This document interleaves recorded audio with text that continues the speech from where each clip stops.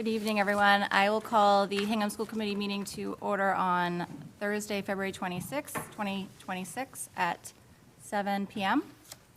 This meeting is being held remotely in person as an alternate means of public access pursuant to Chapter 2 of the Acts of 2025 and all other applicable laws temporarily amending certain provisions of the open meeting law.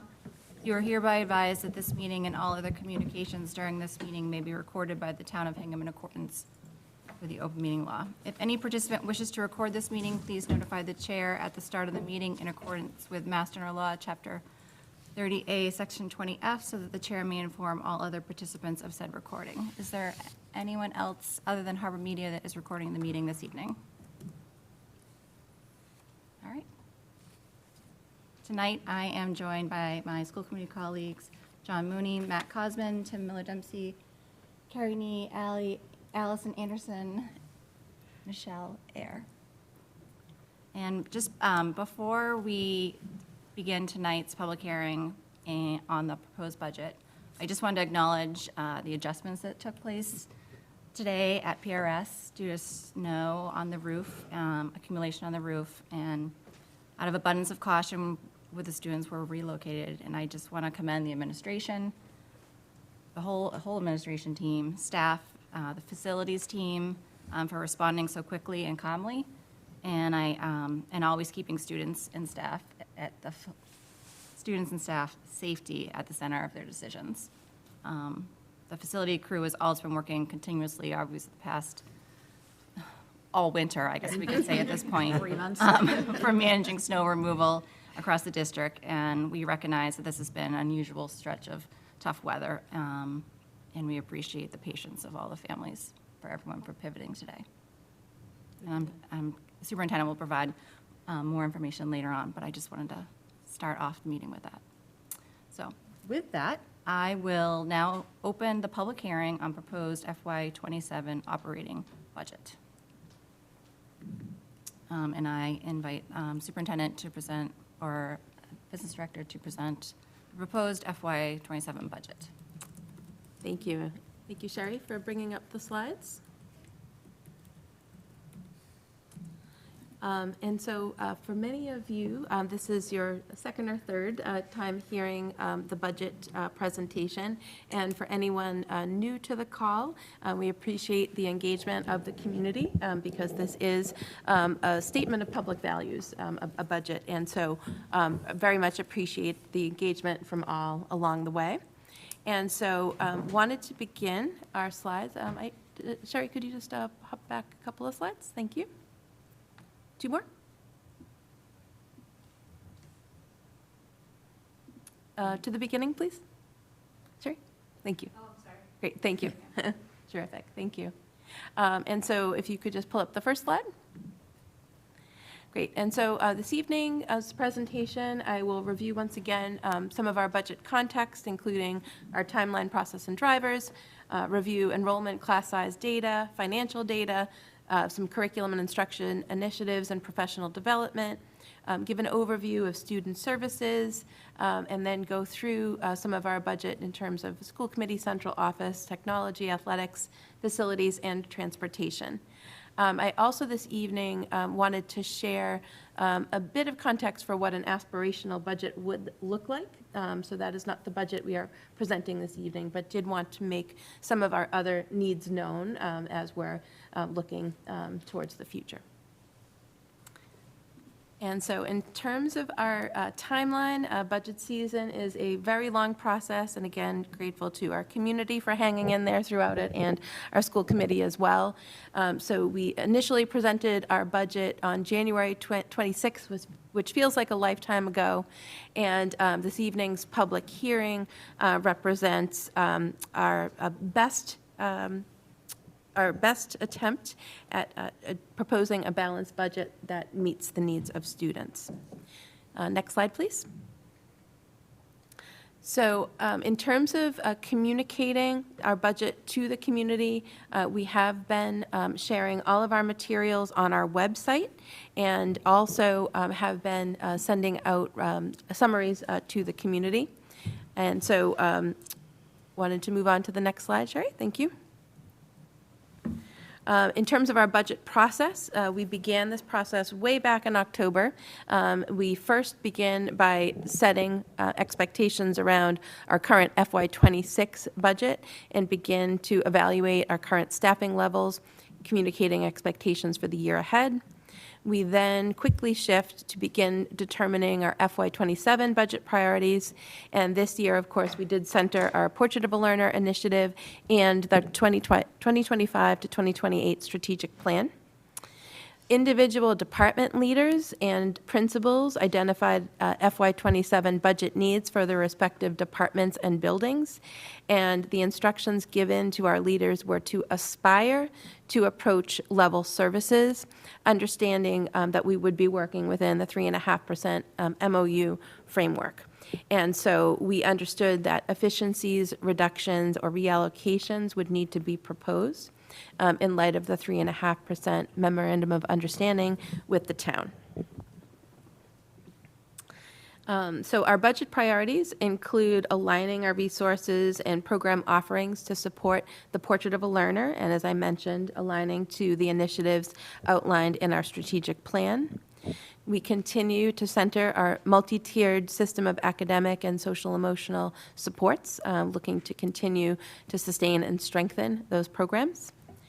Another area of focus for our district, and this has been a focus over the past several years, is to continue to strengthen our systems, structures, and programs in our student services department to address the diverse social, emotional, behavioral health, and academic needs of our students, and in particular our special education students. Professional development is an evergreen priority, and that professional development is one of the key ways we can drive forth strategic initiatives and to improve our programs and offerings. And so we continue to advance our educator capacity to employ best practices.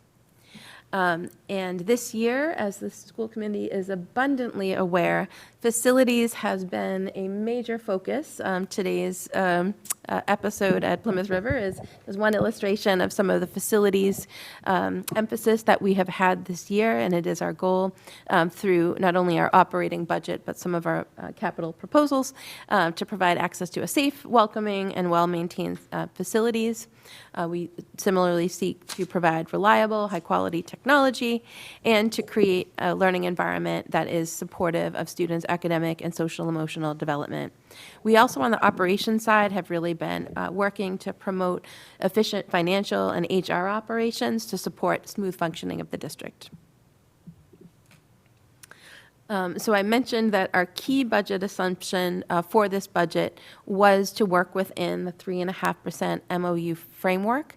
So a reminder to the community that the MOU is a 4-year commitment signed in March 2023 by the Select Board, Advisory Committee, Superintendent, Town Manager, and School Committee to maintain cost increases at a specific rate as proposed by the Sustainable Budget Task Force.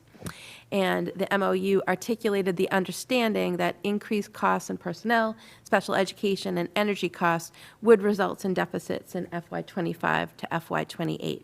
And so through this budget, we were able to take advantage of some efficiencies. A few things went our way in terms of grant funding and so on, and we are confident that the budget we're presenting tonight will serve students' needs for next year. Additional budget assumptions, our directors and principals did build their budgets up from zero, so we had a zero-based budgeting assumption.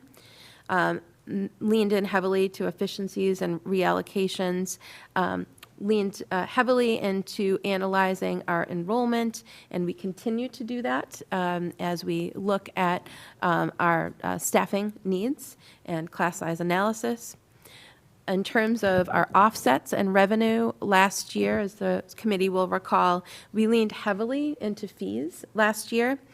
We did feel as a leadership team, and I know the school committee feels the same, that we are really tapped out in terms of fees. Last year, we added a significant number of fees, and so we did not lean as heavily into that this year. We do plan to continue with those fees and the tuition, but that is an area we do feel that we are tapped out on. and again, aspiring to approach level services within the constraints of the MOU.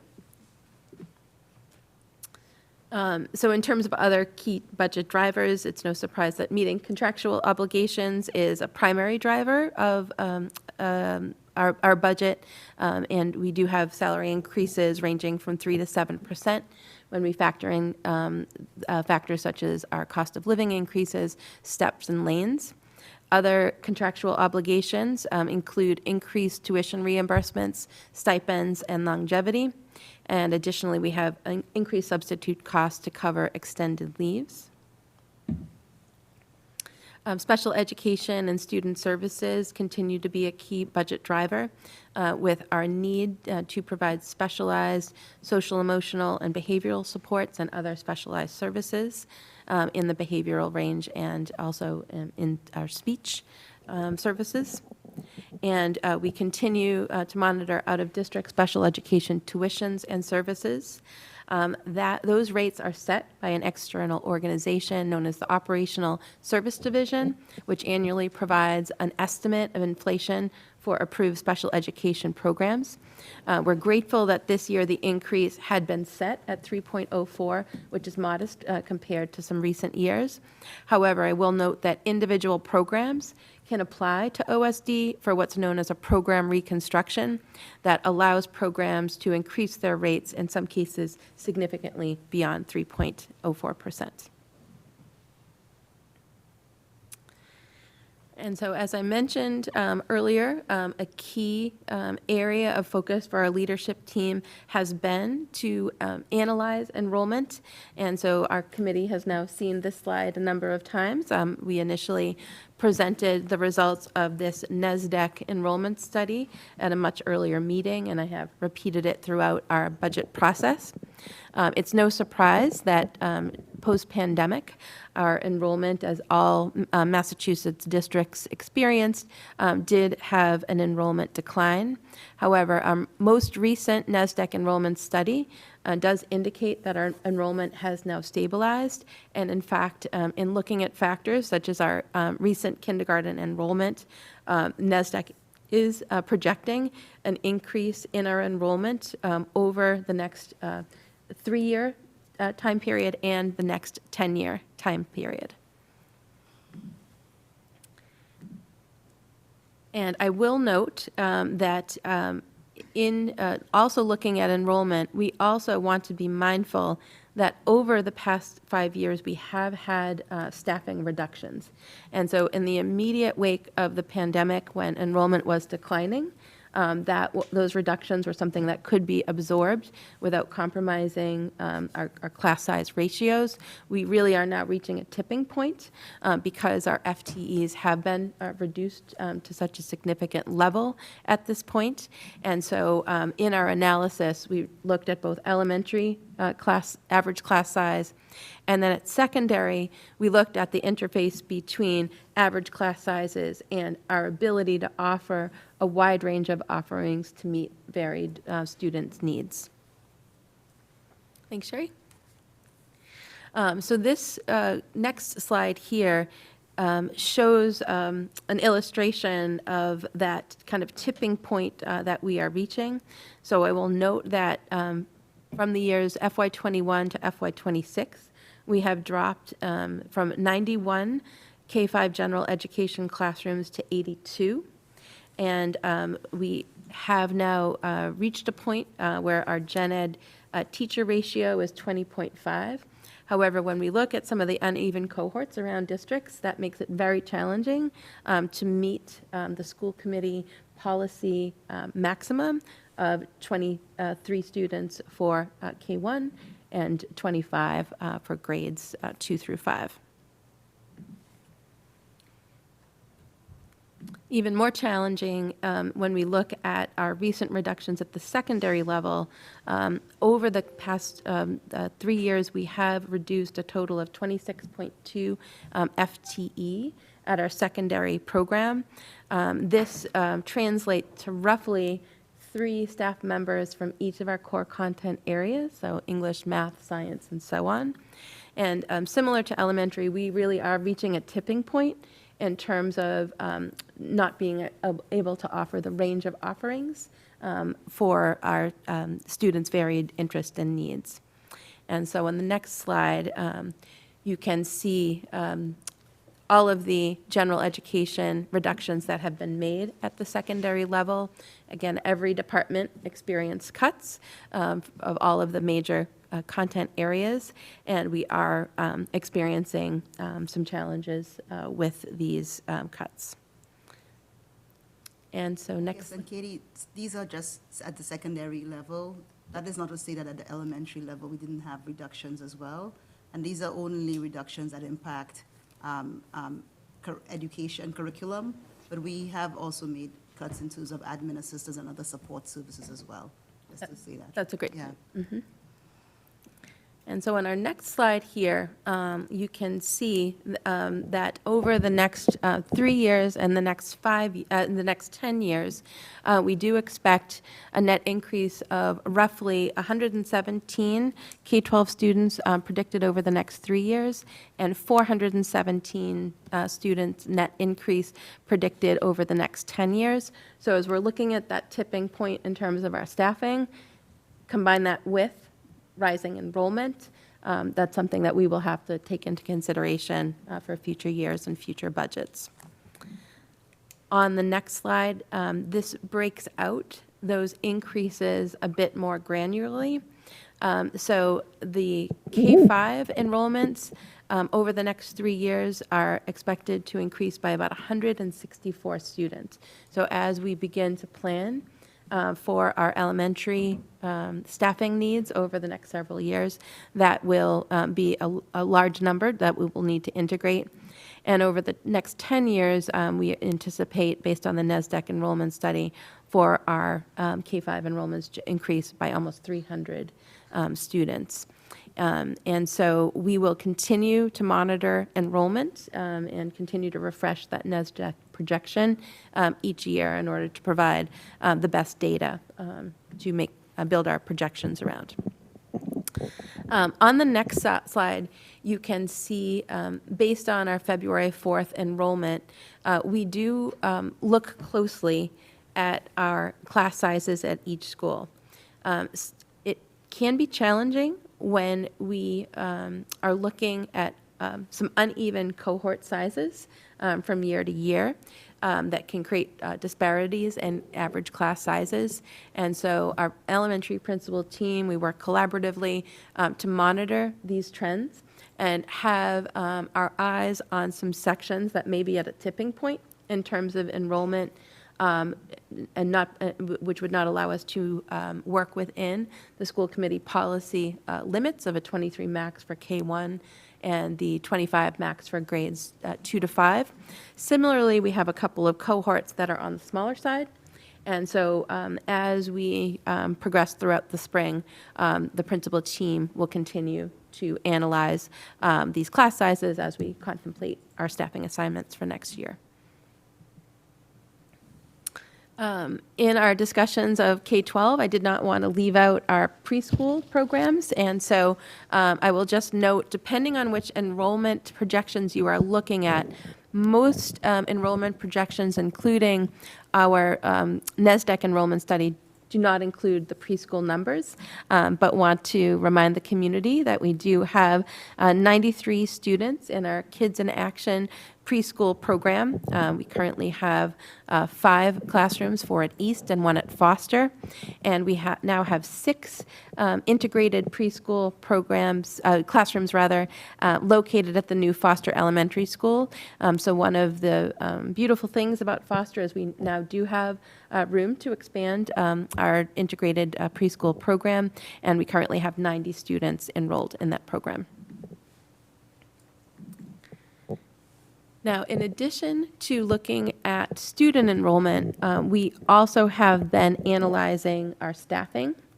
And this slide here is from a great tool that the Department of Elementary and Secondary Education puts out, which is called the Radar tool, that allows us to look at our staffing levels compared to our peers across the state. So this slide here indicates that in terms of educator staffing, we are roughly on par with our state peers. We are a bit high in terms of our paraeducator staffing. We run very lean on leadership, and so if you look at our leadership ratios compared to the state, again, we do run very lean on leadership. And we similarly run very lean in our tech support. And so that's the tiny aqua band at the bottom of the right-hand corner, kind of hard to see, but did want to note that in terms of tech support, that is an area we run very lean. So that just provides some overall context and some of the research and analysis that our team does in preparation for preparing our budgets. And I will now turn it over to Aisha Opong, our Executive Director of Business, to present some of the financial data. All right, thank you, Katie. In terms of the financial data, we start off with the forecast from the town. This is an update in terms of the forecast from the town. And as you would see with the updated forecast, there is an update in terms of the health insurance numbers and in terms of where we've landed in terms of our excess or shortfall has reduced quite a bit down to 222,000, and that's an amount which the town believes that we will be able to get through, given that difference. Thank you, Sherry. In terms of what would be allocated in terms of our school budget, that number hasn't changed, and it's more or less fixed at the 3.5% that Katie mentioned, and that is the amount that we have built our budget around and have continued to move forward with, and there have been no changes with that. Okay. In terms of this here, I think this is pretty consistent to where we have left off in our last budget. There has been additional information that we've received where we are in the process of finalizing a couple more retirements. And with the finalization of those retirements, I think that will put us in a more secure position in terms of some of those reductions that we are looking at. And I think that's the key update here. In terms of our budgets, we're continuing to rely very heavily this year in terms of our revolving and grants this year in a way to be able to balance our budget. And in terms of that, some of the significant changes that you would notice here are particularly with special education in terms of some of our tuitions, which the MOU speaks to specifically, and in terms of some of our behavioral costs and specialized services. That is another area which the MOU has addressed in terms of some of those internal costs as well. From a general education perspective, one of the big highlights of the budget in terms of the textbook costs, you would see that it's quite a slight increase in that area, and that increase is just in terms of our textbook adoption that Katie spoke about already. So a lot of the things that Katie mentioned in terms of the drivers of the budget and in terms of what is, these are just the numbers that support exactly what she has said. So I won't go through and repeat everything she said already. Thank you. Okay. This pie chart gives you an idea of how the composition of our budget, and it gives you a good idea in terms of the flexibility that we have, or the lack of flexibility that we have in terms of our budget, where in terms of our personnel costs, they're really at the big part of our budget in terms of the 80%. It's funny because sometimes I say to staff that we're in the people business, where we work with people and kids, and a big part of what our budget is really with people. We don't have machines, we don't have anything else, so that's what we are all really about, our people, right? And our budget reflects that as well. And in terms of that, the discretionary costs would be things that are like our supplies, our textbooks, And that's really what our discretionary costs are. And I would say that these aren't really discretionary because a part of having a school is having materials to actually work with kids on, with as well. On our contracted services line areas, these are mostly in terms of our out-of-district tuitions, and it also includes areas such as our utilities that we are contracted to pay. I don't think that we don't have very much flexibility involved, if any of those. We have to make sure that the lights stay on. So even in terms of trying to balance the budget, it's always a very difficult process for us because we don't have very much flexibility into the things that we can eliminate or reallocate. So it takes a lot of thought from all the leaders here, and in terms of trying to make sure that we make the right decisions for our students. Great, thanks, Aisha. So next up, we'll just discuss some of the, Aisha did a great job of discussing the fixed costs. And so we have very few budget levers remaining at our disposal. So those budget levers, as we mentioned, include efficiencies such as retirements and leaves, reallocations and restructuring, tuitions. And I will note that we do continue to charge tuition for kindergarten. We have a number of fees that I will outline on the next slide, and these were significantly increased in FY26 as a way to close our budget last year, and we'll continue to rely on those fees. We do rely on grants and donations.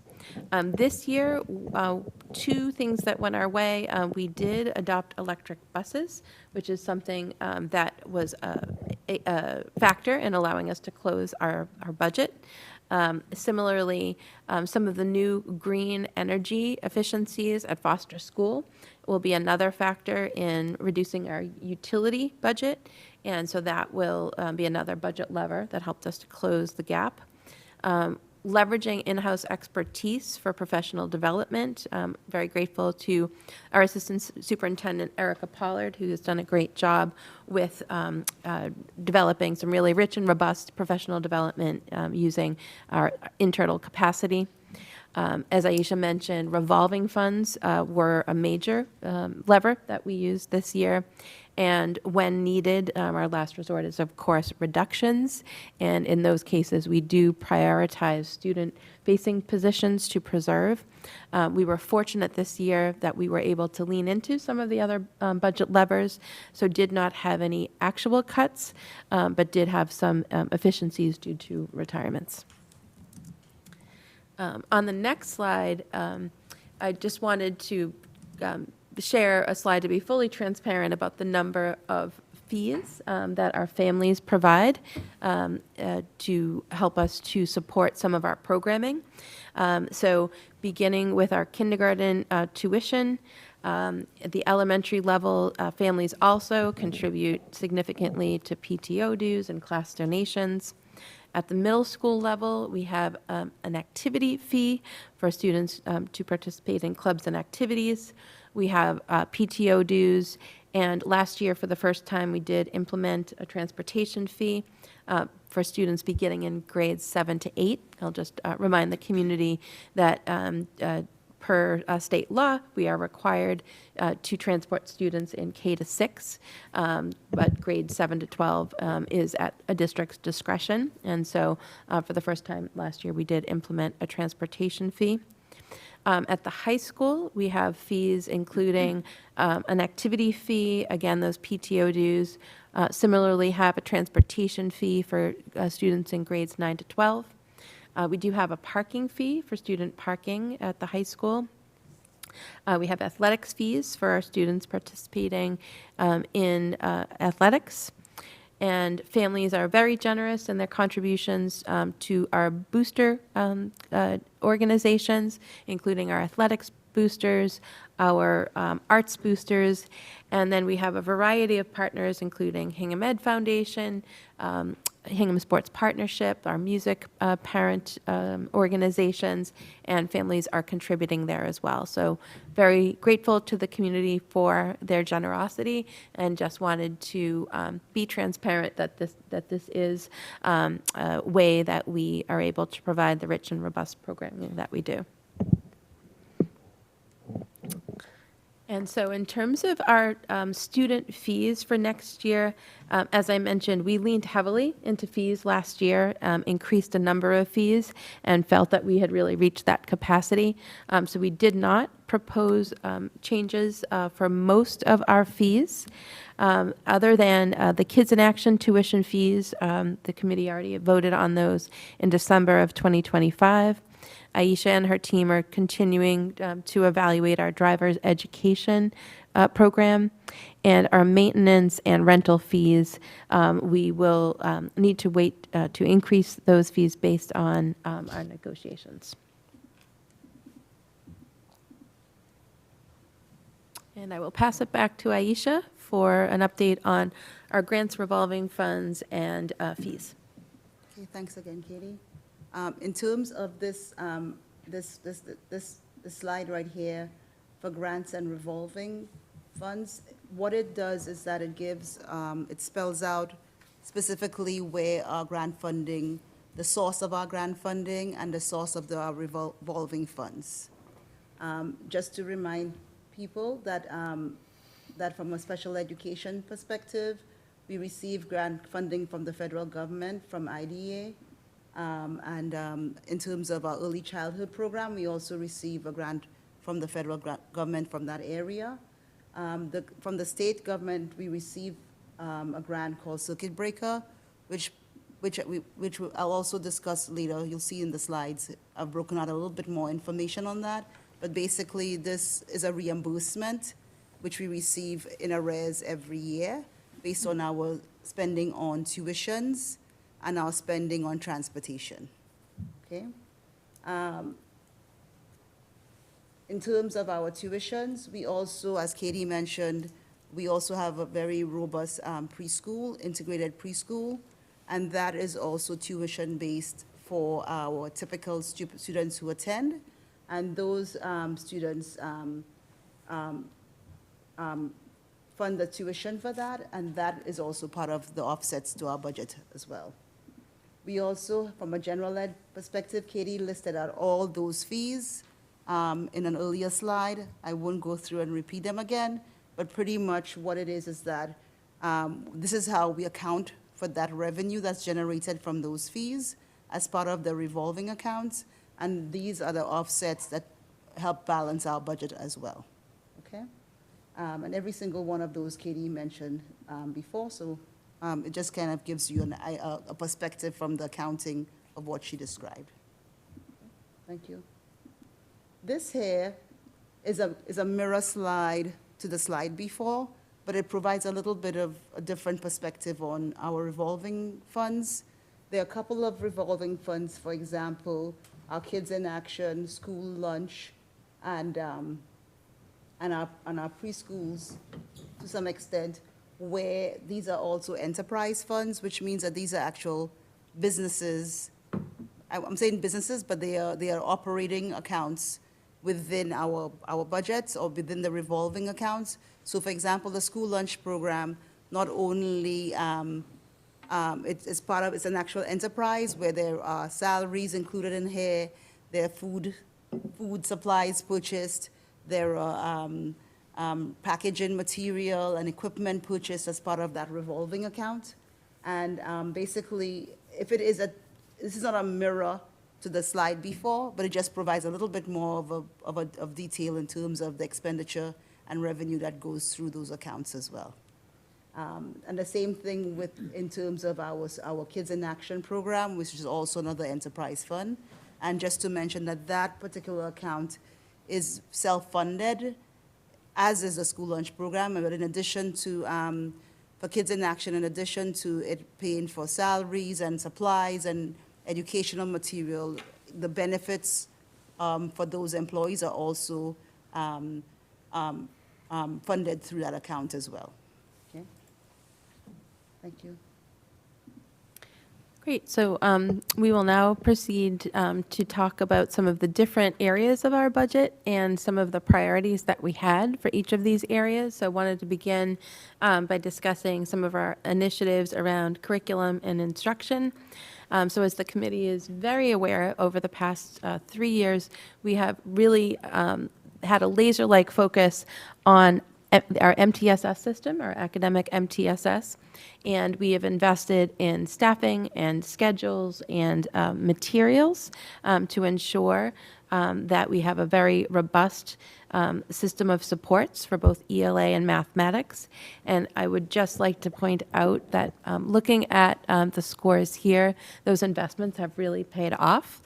So coming off the pandemic, we as a community and I think as a nation, we're concerned about some of the learning loss that we saw pre-pandemic, and also had noted even prior to the pandemic that the MTSS system is really an essential part of a school's approach to ensure the success of every child.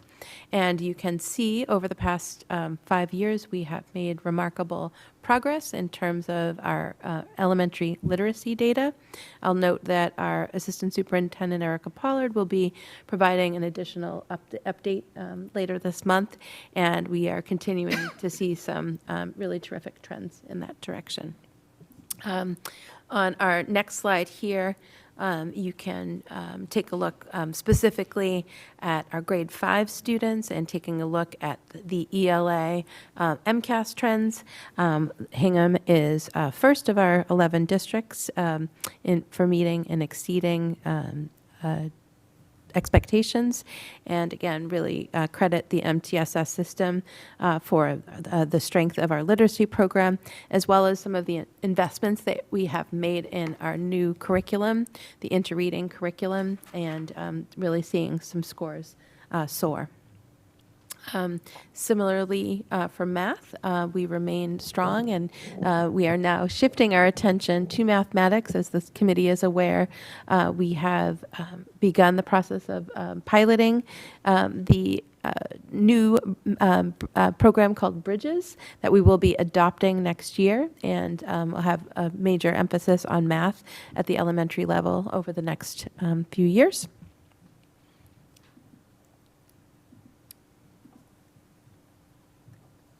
Thanks, Sherry. Yep. And our science continues to remain strong as well. On the next 2 slides, you can see that at the secondary level, we continue to outperform our peers across the state.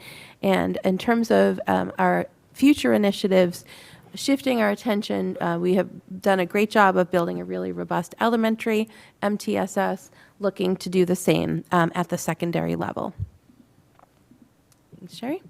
And so in terms of our curriculum initiatives, again, we mentioned the MTSS being a major area of focus, and pre-K to 12, really, we will be having a major emphasis on math over the next few years. And of course, in the curriculum and instruction domain, we continue to attempt to offer a range of offerings to meet diverse needs, interests, and future paths, and really tying this back to our portrait of a learner. Thanks, Sherry. So in terms of budget priorities with regard to professional development, anytime we're looking at professional development, we're looking to tie that to strategic initiatives. So our elementary PD next year will be entirely focused on supporting the Bridges math program adoption. At the secondary level, we are in the process of developing some rich professional development with a focus on neurodiversity, inclusive practices, and special education. We continue to look to support behavioral needs through providing professional development through safety care certification and behavior tech training for paraeducators. We continue to need to, budget-wise, meet contractual obligations for professional development, including graduate course reimbursement. We similarly, budget-wise, need to continue to support our mentoring program, and we offer a range of additional in-house professional development opportunities, including graduate equivalent courses. While professional development remains a major area of focus for the district, I will again credit our Assistant Superintendent, Erica Pollard, at being able to offer some really rich professional development in cost-effective ways, leveraging internal capacity. And so for those reasons, we are comfortable making some modest reductions to our professional development budget as a way to help close the budget. We are hopeful that through grants, we can seek some additional funding. So there are, in addition to some of our current federal grants, such as Title II and IV that can be used for professional development, we continually seek out grant funding. And so are comfortable with this reduction despite professional development being a major priority for us. In terms of our elementary budget, one major consideration is to maintain our class sizes within that Hingham School Committee policy that I previously mentioned, which indicates a 23 student maximum for grades K1 and a 25 maximum for grades 2-5. I noted earlier that our elementary enrollment has been reasonably level. However, we do have some unevenness of cohorts across the district, which results in varying level of student to staff ratios per grade level. I also wanted to note that last year we had a larger than anticipated kindergarten enrollment, which resulted in us needing to add an additional staff to kindergarten. So we continue to monitor kindergarten registration this year as we look to assign staff. We look to maintain our MTSS academic and SEL supports. We look to support our new elementary Bridges math pilot. And I will note that in FY25, we made significant cuts to the text budget, technology, apps, and supplies, and we have gone as deep as we can, and so cannot consider that as a budget neutralizer in this current year.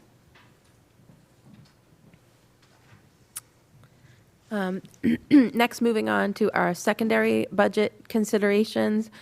Just wanted to note again that we have made significant general education staffing cuts over the past several years. Those 26.2 FTE that I mentioned that have been made to secondary content areas over the past 3 years. So we really do need to maintain sufficient staffing in order to maintain a comprehensive curriculum and to allow students to meet state and local graduation requirements and competency determinations. We continue to try to align to the portrait of a learner and preserving that range of offerings, not only for those core content areas, but the arts, which I do consider a core content area, areas such as technical education, languages, and some of our other elective programming. So we will continue to work towards implementing a more robust secondary MTSS in the same way that we have for elementary. We'll continue to analyze our schedules and staffing to work towards that goal. We continue to work towards strengthening our special education programs. And similar to elementary, I wanted to note we made significant cuts last year to our text budget, technology, apps, supplies, and so we have reached a tipping point where we cannot have additional cuts to these lines in order to close the gap in the budget. So in terms of our efficiencies at the secondary level, Aisha noted earlier that we did have one known retirement that we had factored into our budget projections, and do have one retirement that is pending. So that was one way that we were able to contribute to closing the budget gap. Similarly, at the secondary level, we had the retirement of a special education teacher, and that will result in a cost savings. But we also recently had an additional retirement announcement that we will bake into our projections. Also wanted to note that we do have a retirement of a guidance counselor, but as previously discussed with the committee, we do plan to reallocate that position to a 504 coordinator, which is an area of need I do have on our next slide here, which I believe is new information for the committee. When we had this discussion at our last meeting, we wanted to do some benchmarking to our peer districts in terms of student to counselor ratios. And wanted to note that Hingham does have a very comfortable ratio of counselors to students compared to our benchmark peers. And we'll note that our counselors currently each serve as the 504 point person for the students on their caseload. By creating a 504 coordinator, that will take that role off their plate and will allow them to have more direct student contact.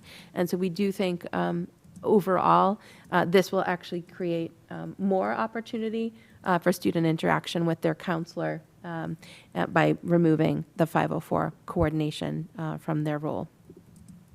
And so wanted to note that currently our guidance counselor support to student ratio for FY26 is 1 to 146. This is the lowest of all the comparison high schools. And we next year would have ratios of 170 students, but again, stressing that we'll be taking that 504 coordination off their plate. And this will, in addition, really help us with 504 compliance. It's a very complex process to have, so have a single person with that expertise will really strengthen the 504 process. And so our next slides, I believe our Executive Director for Student Services, Dr. Panarisi, is on the call this evening. And so Aisha will promote her to be a presenter. And for those community members who have not yet met Dr. Panarisi, so she joined our district in July, very grateful for all of her work in improving and in strengthening student services. And Sherry, is Dr. Panarisi? I am here. Hi. I can't stop my video though, but I don't think we need it. That's okay. Thanks, Chris. Yeah, so we have the slide projected here, so. Okay, great. So one of the areas that we looked at in my entry plan is we looked at the current structure, which is different from the previous year's structure. We have myself, an assistant director of student services, whose main job really is for the out-of-district coordination, our students that are out-of-district in private or public day schools or residential schools. And I must tell you that the state has increased the oversight responsibilities for districts.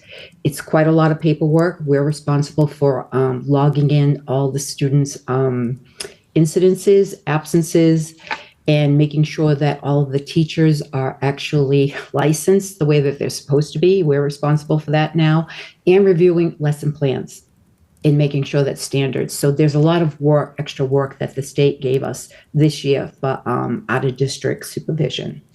We have an elementary supervisor for special education. We have a director of early childhood program, our integrated preschool, and we have a director of counseling services. So that is the support that we have for our structure. Layered on top of below that would be our team chairs, school psychologists, special education teachers, related service providers, and other counselors. The proposed changes I'd like to make and would ask the committee to consider is that I would like additional Office of Student Support Services staff.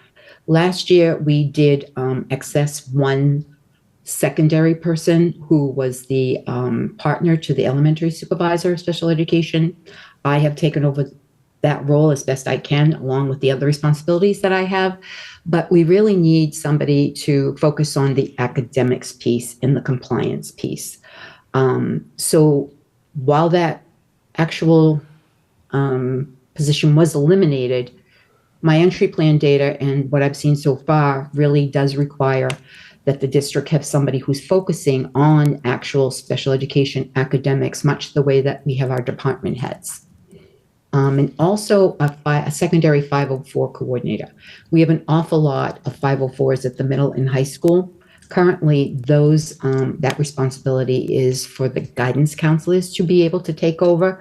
But when you're upwards of 150 or 160 per building, you're really asking the guidance counselors to spend most of half their time coordinating these meetings, distributing the paperwork, and then reconvening. It can be a very lengthy process. I'd rather have one person who understands special education as well as general education and the compliances that go along with the 504s, and have that one person be responsible for that. So those are the asks for this year. You want to go to the next slide, please? So I'm looking at the data, and again, this is from Radar, which is a great place to look around if you're interested. When we look at 2021, Hingham had 13.6 students with disabilities enrolled. And when we look at 2025, you can see a big jump in there, okay, 18.6. And right now, we're probably hovering around 20 because special education is a dynamic process. It is not stagnant. It doesn't sit still. I mean, we can do a count today and the count may be different tomorrow. And it's not just us. If you look across Massachusetts, we have a very liberal eligibility criteria, more than probably other states. And so we have to follow the guidelines and the compliances that Massachusetts hands us. But we do have a huge increase from 2021 to 2025. When we look at the enrollment, and we changed this a couple of times, the last one was on 120. We can see that the number of students with IEPs at each one of the elementary schools, the middle school, and the high school. And you can see that some of the schools have higher numbers. The East School has some specialized programming, so I don't think it's the specialized program that is causing the increase because they have specialized programming there. And so their count is 17% of students with IEPs. When we look at Foster, it's 24%. Plymouth River would be 20, South 20, which is right around what the district count is. The middle school is 19, and then the high school, you see 15%. Right now, as of 120, total count was 669. If we bring in our out of district and our homeschool, and I think there's another piece to that slide that's missing, you can see we're upwards over, I believe it was like 700, but I can't see the exact number. And when we look at the number of 504s, as I was just talking about, the high school is 196 and the middle school has 148. So that does really warrant an additional person to support that process because that's the Office of Civil Rights. And we want to make sure that we're in total compliance at something. And then you can see at the elementary schools, the numbers are not as large with South School having the most 504s for the elementaries. Next slide, please. Then we take a look at the out-of-district students. And again, this data has changed. This one is of 121-26.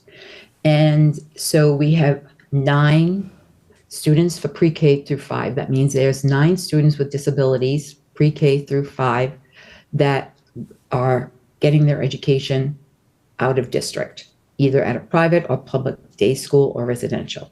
Grades 6 to 8, we have 15 students, and grades 9 to 12 seem to be the largest group, 24 students. The costs associated with their out-of-district placements are in the next column, and they're proportionate.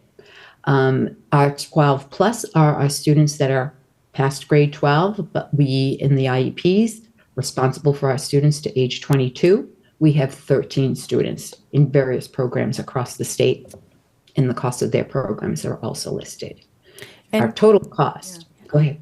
And Chris, if I could just jump in for a moment, because I have had some questions in the past. There's an asterisk at the bottom of the slide noting that the total number of 61 is inclusive of any student who has received out-of-district services at any point during the 25-26 school year.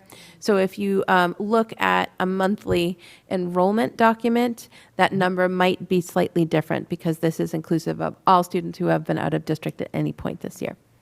Right. If we wrote a check and we paid, that student's IEP with their placement was out of district. So that's how we counted our data. Thank you, Katie. Next slide, please. When we look at the disability categories, and this was important because we're saying, well, maybe we can grow our own programming. Maybe we could do that if we see some type of patterns. And there isn't a consistent way in our system right now to be able to say what is the primary barrier, what is the primary disability of our student not being able to access their learning in the least restrictive environment, i.e. in our own schools. Students with autism, 23, cognitive intellectual impairment, 6, emotional impairment or multiple disabilities, 14, neurologically sensory, 13, and a specific learning disability, 5. We have to tease these numbers out a little bit more because we have to really see what the primary barrier is for the students. Is it reading? Is it math on the SLD? Is it both? On the autism, mainly we have different levels of students with autism according to the DSM-5, and what is the level of our students' disability, the students that have autism, and is it our highest level students are going out? And they usually go out to very, very expensive schools. When we look at next year and what we're looking at, and this is a little bit difficult to be able to say, but it's true. We have 51 students that are going to be going out of district, and you can see where the grade level bands are. The cost is a little bit more than it was in fiscal year 26. And really, if we look at the 51 students that are projected to go out of district or that are out of district and expected to remain out of district, it's 10 students less than in the previous fiscal year. But what we're saying is just exactly what our superintendent just expressed, is that any student that was out of district for any amount of time that we wrote a check for as an out of district placement was included in that other group to show you the true and transparent cost for the out of district placements. Right now, between our residential students and our day students, we are anticipating 51 students going out of district. This does not include the transportation cost. And I just sent our superintendent the brand new transportation cost that was sent out. They did a huge report, the state did a huge report, and their numbers for transportation and the increases of transportation is staggering. And so they're coming up with some ideas that will be able to help districts. But here we're about, I think it was 5.8, now we're 6.2. So there is an increase there. As Katie pointed out before, we have the 3 point, whatever it is, 3.04 for our increase, but that doesn't necessarily mean that our schools cannot apply for a higher rate. And we have seen that in the past with Cardinal Cushing. We have seen that in the past with Amigo. And not just the 14% that we talked about or knew about like a few years ago. This is right now that they're going back and asking for increases even greater than the 3+% that they were awarded. We want to take a look at our substantially separate learning programs, again, with the idea that are there programs that we can grow our own that will meet our child's needs? Because that's our first criteria. If we build a program, we have to make sure it meets our child's needs. It really is an investment. In Hingham, we have different placement options, okay? And most of the students are in the general education setting because special education students are general education students first. And we are mandated by the least restrictive environment. So all of our students go in the least restrictive environment, full inclusion program with supports either by a co-teacher or a paraprofessional, sometimes both. Then we have a partial inclusion program where some students maybe go out for a resource room, specialized services once a day or twice a day, maybe for some speech and language, maybe for some OT. Partial inclusion, but most of their time really is in the inclusion, supportive inclusion programming. And then we have our substantially separate kids, our kids that are in our RISE programs, our language-based programs, and the CLC programs. Those are substantially separate, but those children also spend a little bit of time in inclusion. But again, it's a supported inclusion. So when we say supported inclusion, that means has the support of paraprofessionals and or teachers in order for those children to be educated in the least restrictive environment or participate in specials. So even though students are in those very small classroom settings. They still go out and they still need support inside the general education life of the school. And then the last smallest group would be our students that are out of district for private or public schools. Some of them residential, some of them hospitals, some of them day schools. What I've seen as a trend coming up in the past 3 or 4 years is that the private schools will accept our kids if they have one-to-one paras or if they have one-to-one BTs. You're seeing more and more private schools say, yes, a small classroom setting in a private school is great, but we also feel that your child needs a one-to-one para. So we do have an increase in that. And some of our students have one-to-one nurses. So that's also kind of attributing to the higher costs, because that is a trend that is real. Next slide. So when we looked at the number of students, and again, some of this is built for this year as of 1/20/26, our RISE programs in all of the grades, we have approximately 12 students. Our Comprehensive Learning Center, we have approximately 15. Our language-based classrooms, we have approximately 11.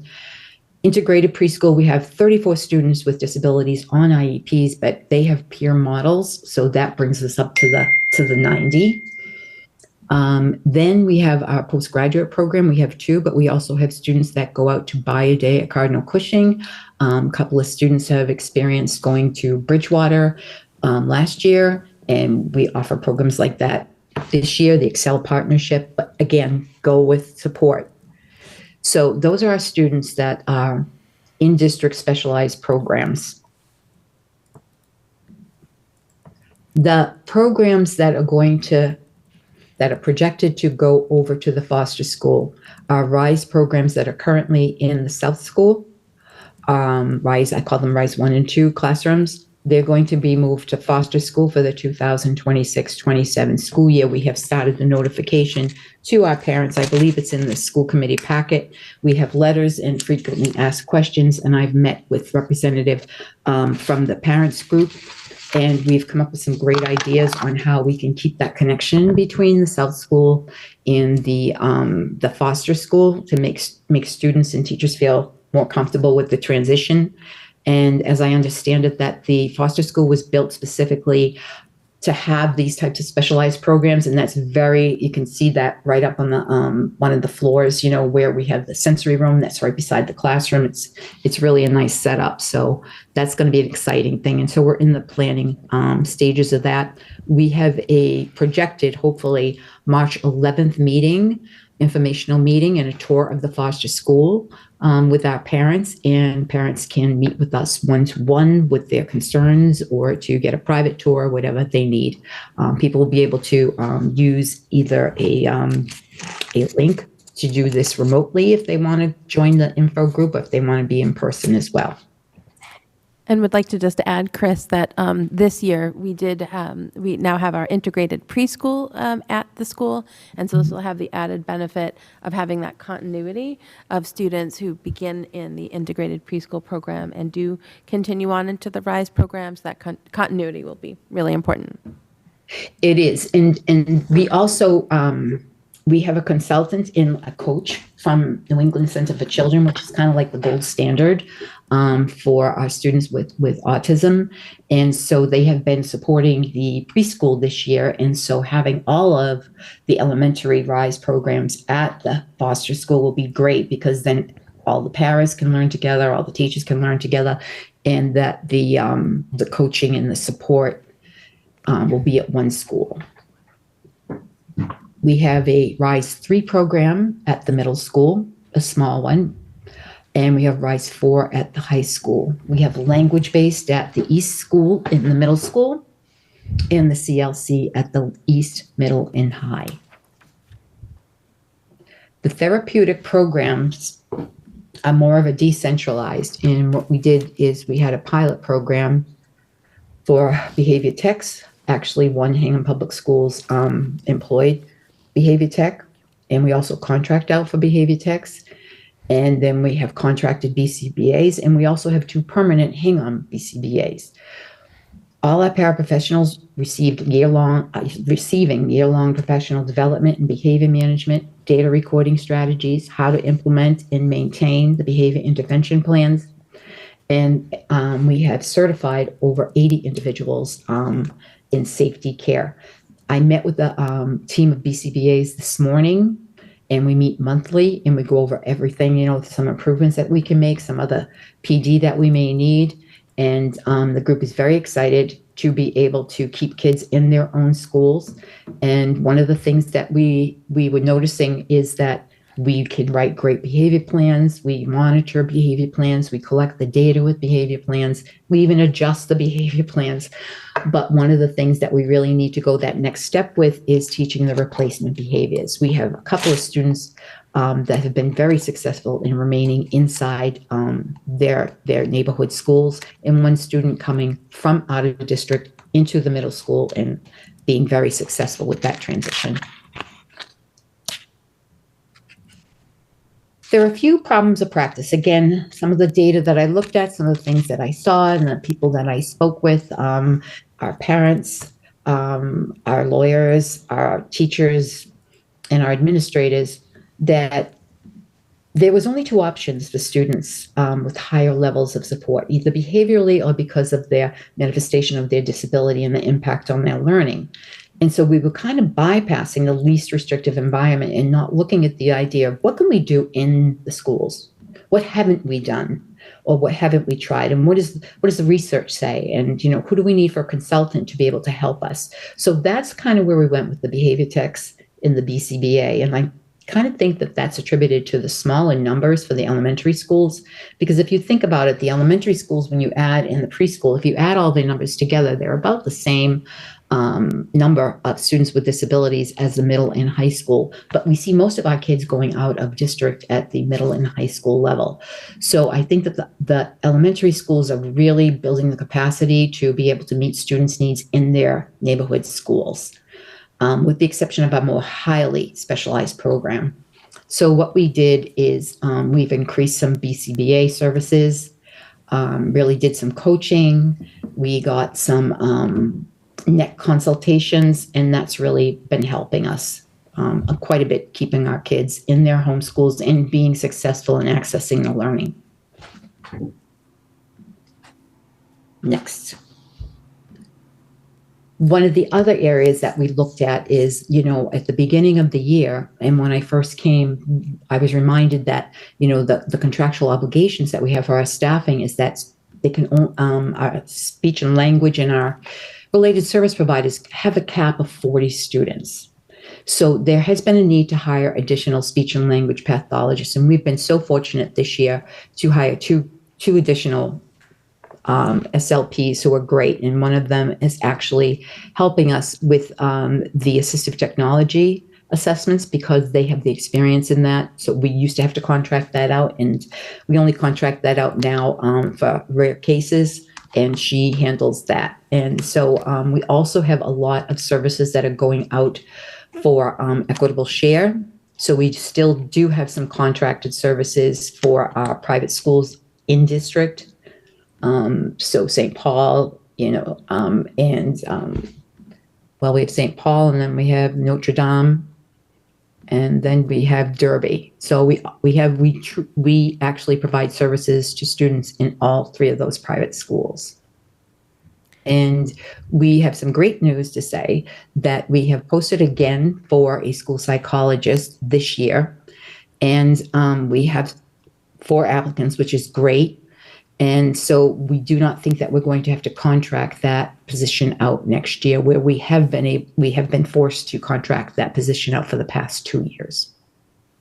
Great. Thank you, Chris, for all of that context around special education. And we'll hear more from Chris later this year as she continues to share some of her entry findings and begins to develop that into a strategic plan. And she's made some terrific strides already. So we're very grateful for that.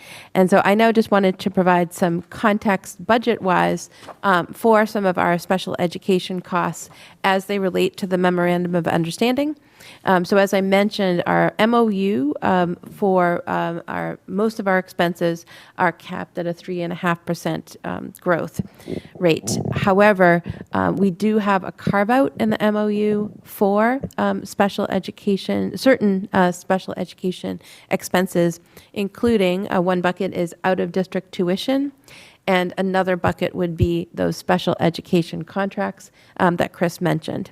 And so grateful to the committee for advocating for this carve-out, which has really helped us in our budget projections. So on the next slide, I just wanted to mention that we do have some grants and offsets, including our circuit breaker that Aisha mentioned earlier, our IDEA grant, and our special education stabilization fund that can be used for unanticipated and unbudgeted expenses. This next slide just provides an outline of the specific accounts that are included in the MOU carve-out. Again, three major buckets being out-of-district tuitions being one bucket, transportation related to out-of-district being a second budget, and the third bucket being some in-district expenses related to some of our contracted services, such as the ABA specialists that Chris mentioned in her overview of context. The next slide, just I guess, Katie, before you go, just to go back a little bit, please. Go back one, please. So for this, I just wanted to point out the Special Education Stabilization Fund, which is another account that is recognized as part of the MOU as well. Typically, we speak about the circuit breaker grant, and we include it as part of our grants and revolving account, as well as the IDA grants. But I think in terms of the Special Education Stabilization Fund, we haven't spoken about it very much, and I just wanted to just highlight it here a little bit, that in years past, there was legislature where the town voted as part of town meeting to set up the special education reserve fund. And this reserve fund was set up for unanticipated and unbudgeted special ed tuitions or transportation. At times when we did have extra funds at the end of our budget cycles, we will, prior to me being here, the business manager and the school committee at that time voted to have some of those funds transferred from operating at the end of the school year into that specialized special education stabilization fund. That balance, and this really, this fund has been in existence for maybe about 6 years now? Maybe? Yeah. Definitely, it was Maybe- here when I got here. Right, exactly. Over So, 10 years, I think. It was so with that, for quite a while. Yes. So with that being said, the MOU does speak to that stabilization fund in terms of using that fund where we have unanticipated and unbudgeted expenditure. We haven't, because part of our process in terms of budgeting and preparing for special education is that the finance department of the schools, as well as the special education department, have a close relationship just because of the costs of special education. And as part of that, we work together in that special education and student services office constantly is updating the finance department of tuitions and tuitions coming in. And one of the things that we establish as part of that is a watch list, so to speak. And in that watch list, we typically communicate what is happening at certain times. And we haven't had to use that fund in the past, primarily because we haven't had the opportunity. When I say the opportunity, in terms of meeting that criteria of an unanticipated or unbudgeted need. But this is like a savings account that exists for when those we have extraordinary expenses all the time. But I think the criteria of unanticipated or unbudgeted is not something that we have seen in many times in terms of our budgets at the end of the year. And it's something that we look at and evaluate every year to see if we should be using that fund, but we just haven't had the opportunity to do so. And I just wanted to make sure that I kind of spoke to that a little bit, because it's not something that we've typically spoken about as part of that MOU, but it's something that is considered, and it's something that we, if the opportunity did come by, that we haven't, I don't think the school committee or the administration of the schools have any, I won't say problem, but if the need did arise, then we would definitely utilize that fund. And I think when we get to the agenda item, when the school committee discusses after the hearing, we can, if anyone in the school committee has any questions on that, we can discuss that after the hearing. Okay? Thanks, Jen. Sorry, Katie. That's okay. No, that was a helpful speed bump. So this next slide here just provides more detail to the actual numbers that were agreed upon in that MOU with regard to the special education carve-out. And the next slide, I will turn over to Aisha just to share the FY27 budgeted. Okay, and for this one, I just wanted to, because I know that there is, that we have Article S as well. We've updated the actual expenditure to date in terms of the MOU numbers, as well as the 2027 numbers.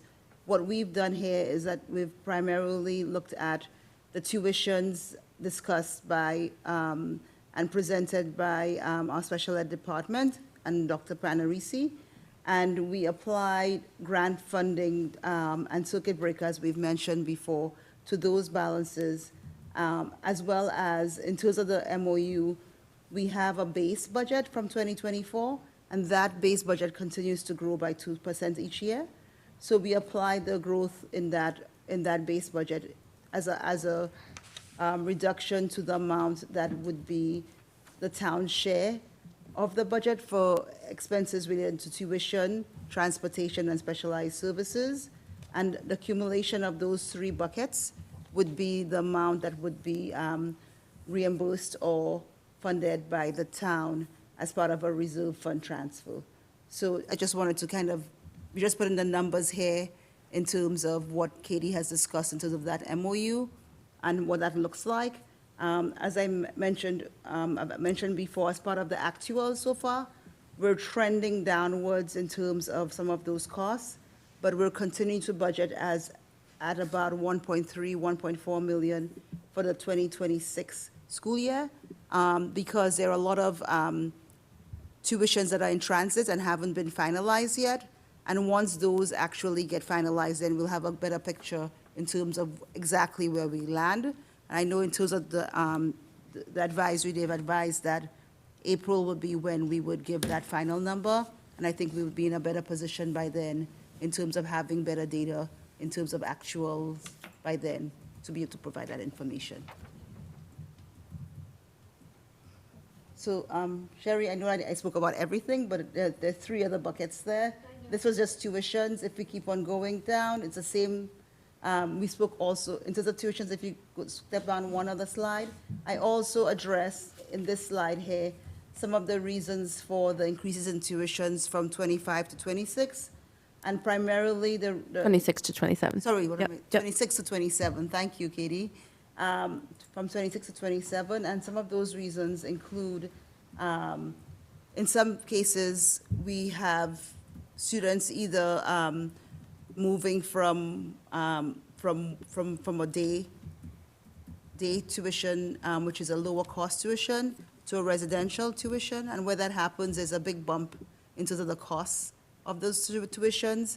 In some cases, you may have students who are just going out of district this year, and we will not have the full expense of that tuition within that 26 calendar year, because they may have gone into that school, let's say in January, so you only have 6 months of expenses, whereas, for example, in terms of the following year, we'll have a full year of expenses. So you may see a big jump from one year to the next because you're looking at a full year of costs versus a prorated amount.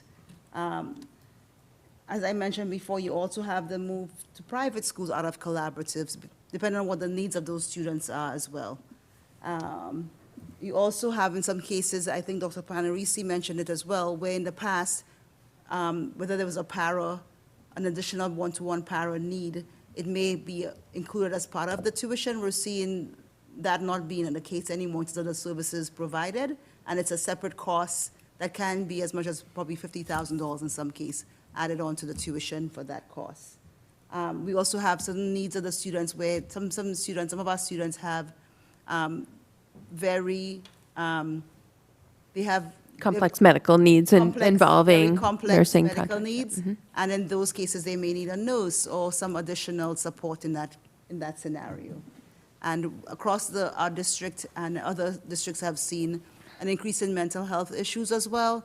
And with those mental health issues, sometimes it requires additional support so that students can access the curriculum.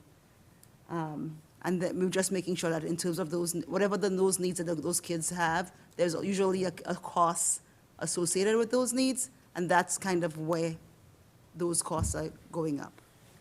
So on the next slide, Aisha just provided some examples of some of the considerations that she just shared, in which a student might be moving, changing placement, moving from day placement to residential, and so on, and some of the associated costs with that. On the next slide, we break out our transportation projections for next year. Aisha, do you want to take that one? Yeah, and then in terms of, that's just the transportation costs, and then we have the MOU in terms of the balances, the base cost and the 2% increase, and what the town share would be.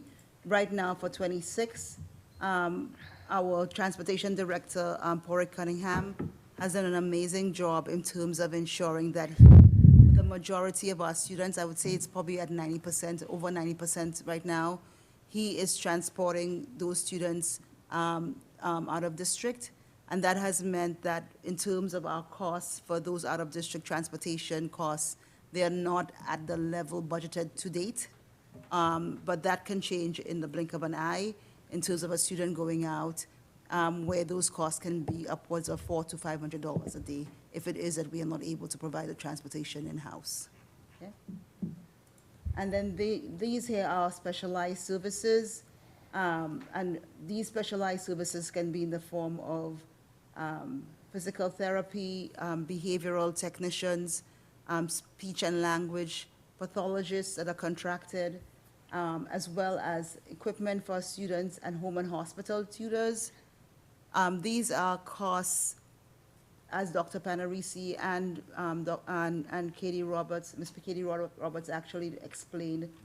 These are the costs of making sure that we can keep our students in-house, and as we try to serve our students in-house. And from what I have identified in terms of the costs, in most of those cases, the cost of serving our students in-house is always the more affordable approach, as well as in terms of meeting the community's needs as well, rather than having the kids travel out of district, and in some cases, the transportation costs alone can be prohibitive. So, so here we're making sure that we can meet our students' needs in-house by providing those services. In the least restrictive environment. In the least restrictive environment. Thank you, Katie. And we mentioned that as well. And this is just the accumulation of what all of those 2027 costs are and what the town's share of that amount would be. And yes. Okay? Right.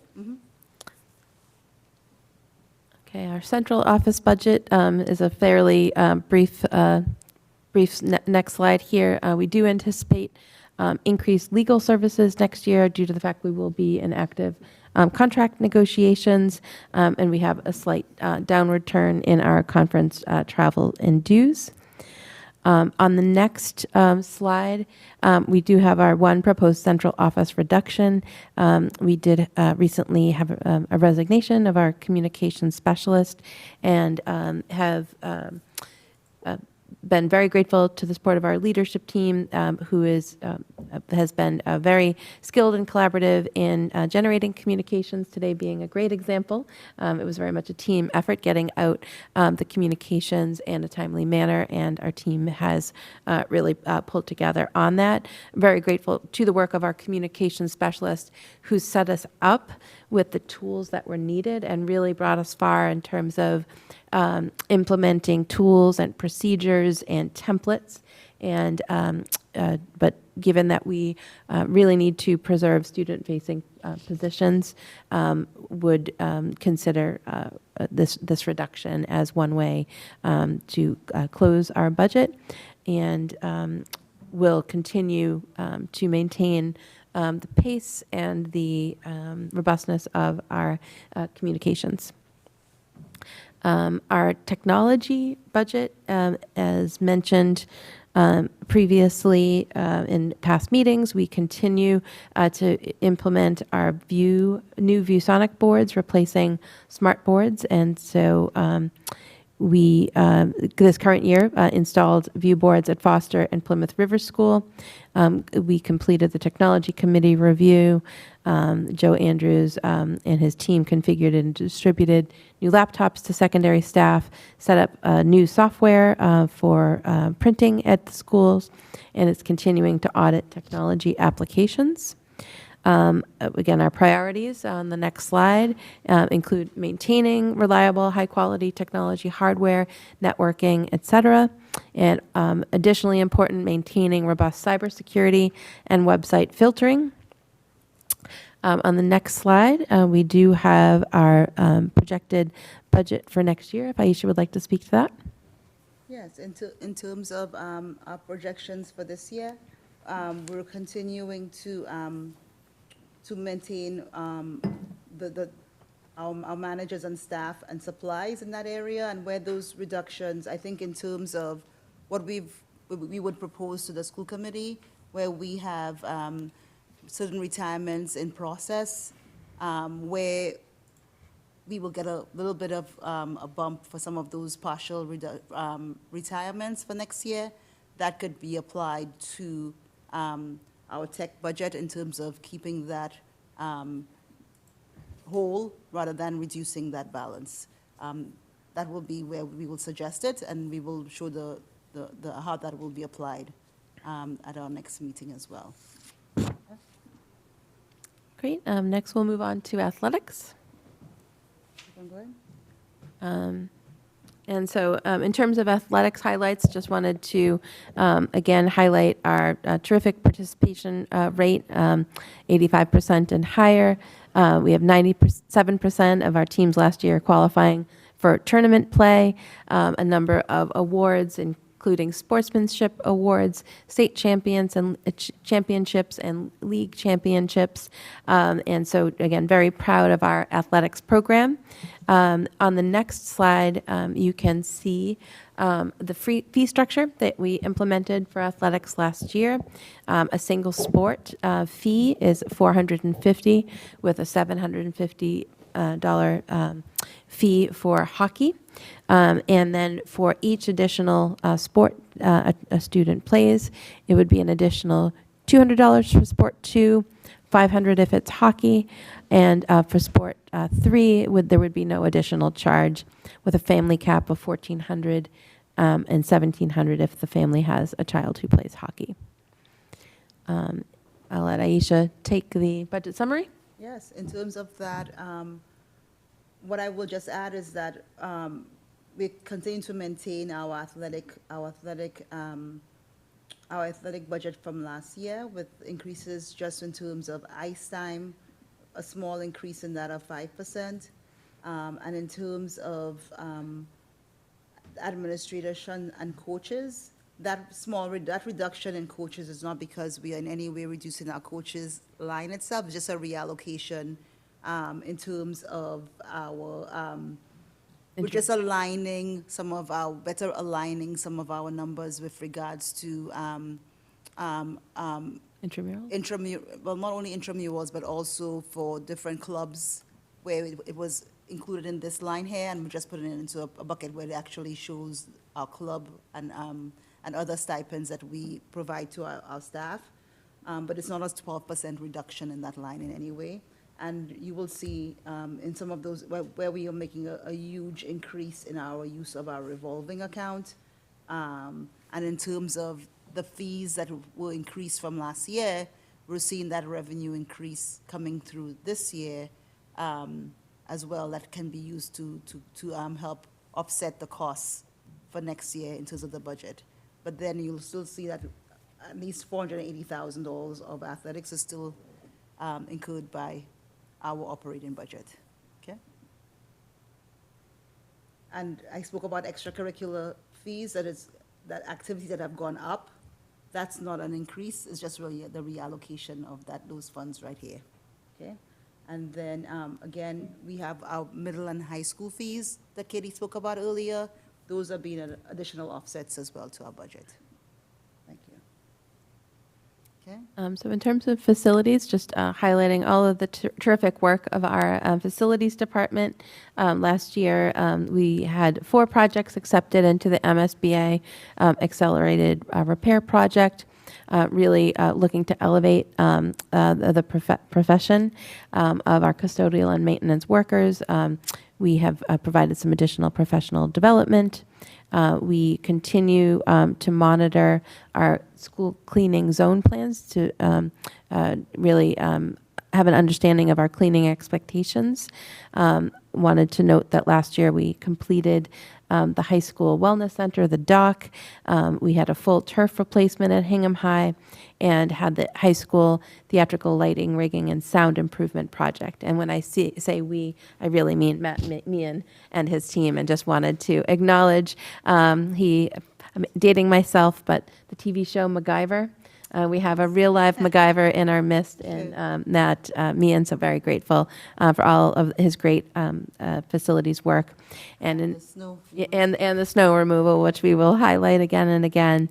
And in addition to those bigger projects, all of the ongoing preventative maintenance and operational efficiencies of the district. So many great work to highlight. And so we'll now pass to Aisha, the budget summary for facilities. Yes, and no major changes in terms of this budget here. We're seeing 67% increase in security, but it's really relatively smaller numbers in terms of that, and it's just in terms of trying to increase our training around security to make it more robust. In terms of our custodial and custodial staffing, this just represents COLA and step increases. We are seeing some in terms of our changes here, we're just really seeing overall a 2% increase in our costs for maintenance and custodial costs, with significant revolving offsets from Kids in Action, Driver's Ed, building revolving, and parking. We're looking at about $302,000 in terms of our revolving use for this year. Okay. Great. Next up, we have our transportation highlights. And in addition to being grateful to Matt Meehan, very grateful to Patrick Cunningham and his team who safely transport our students every day and did a particularly terrific job today in challenging conditions on the snowy roads. I want to highlight again that our transportation department transports 90% of our special education students to out-of-district schools. They work with other community partners, and we are really looking forward to moving forward with the 13 electric buses to be put into service very soon. And in terms of our budget, on the next slide, Aisha? In terms of that here, for this budget, it's really what you don't see that tells the story. In that, if it is that we, number one, we're transporting all of our kids to and from school and to special education schools as well out of the district, but it's also in terms of if we hadn't moved forward with those electric buses, we would have had almost another $200,000 to $300,000 increase in this budget as well, in terms of the cost of 10 more diesel buses. So I think here we're actually seeing a reduction of 2%, but it also shows a reduction not only in the cost of those buses, but also in terms of slight reductions in terms of fuel and repairs and other areas like that. And we haven't, and I haven't, it hasn't, we won't see the full impact on it until we live through it. So I haven't made a big jump in terms of increasing it by very big numbers until we can actually live through it and see what it actually means. And then we can slowly adjust appropriately that way as well. Okay? Thank you. Great, and so after that lengthy presentation, did want to just recap our total reductions. So we did have a $431,736 deficit to close, and a reminder that we closed those largely through efficiencies, so through some of our retirements. We did eliminate the central office position of communications specialist, made some reductions to professional development, and made some reduction to our technology supplies. And that is how we closed the gap in order to meet the requirements of the 3.5% MOU.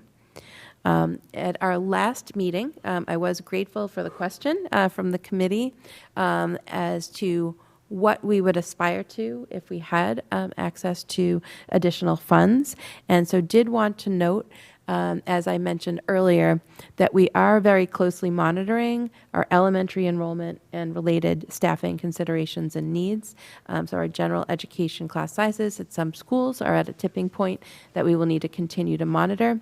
We'll also note that last year we did reduce our math interventionists from 2 to 1, and we have been able to maintain our MTSS progress, but if we had additional funds, that is an area that we would consider restoring.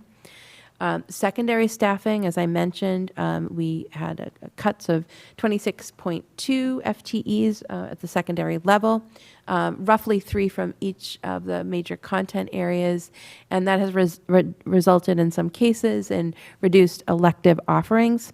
So a partial restoration of some of these secondary positions would allow for the return of these electives. Special education and student services, we do have rising caseloads, so the addition of 1.0 special education teacher at the high school would be warranted. Additionally, we do have additional needs in reading at the secondary level, and would be interested in adding some additional staffing in that area specifically. We have mentioned the need for additional behavioral supports, so adding additional BCBA support would be helpful. Adding additional staffing at the secondary level to support our post-grad program, and the addition of a float nurse would really help us to meet the needs of students, particularly with regard to some of the disruptions to our nurses' day in terms of field trips and so on. To have a float nurse that could cover some of that would be incredibly helpful. At central office, as I mentioned, we run lean as we look at our comparison to benchmark areas. We have made significant improvements in HR, but could really use some additional staffing in that area. And all of our central office functions. Mentioned that our technology staffing runs very lean compared to our other districts. We continue to monitor our custodial and maintenance staffing. We have been stretched very thin, particularly this winter. And so that is an area that we would consider adding additional staffing. Professional development is an evergreen area of need. And I know that it has been a conversation of the committee. We have relied on tuition and fees to close our budget gap. I know there's a desire to reduce kindergarten tuitions over time. Our fees, I do think we are at a threshold there. And so that would be another area in our aspirational budget that we would consider. And I know that has been a desire of the community. And so again, very much appreciate that question to think big and what we could do with some additional funds, and wanted to outline some of those identified needs. And 105 slides later, we are now at our next steps. So we will be engaging in a joint session to review this budget with the Select Board, School Committee, AdCom, and Capital Outlay Committee on March 3rd. So anyone on the call that did not get enough of it this evening, please join us on March 3rd. And then on March 12th, we will be meeting with the Advisory Committee to respond to any questions. And the School Committee will take a vote. The Advisory Committee possibly take a vote. Yeah. Thank you, Katie. Thank you, Aisha, for your presentation this evening. At this time, we will open the floor for public comment and questions regarding the budget. If you wish to speak, just please raise your hand and we will recognize you. You just need to state your name and address for the record, and then we'll go from there.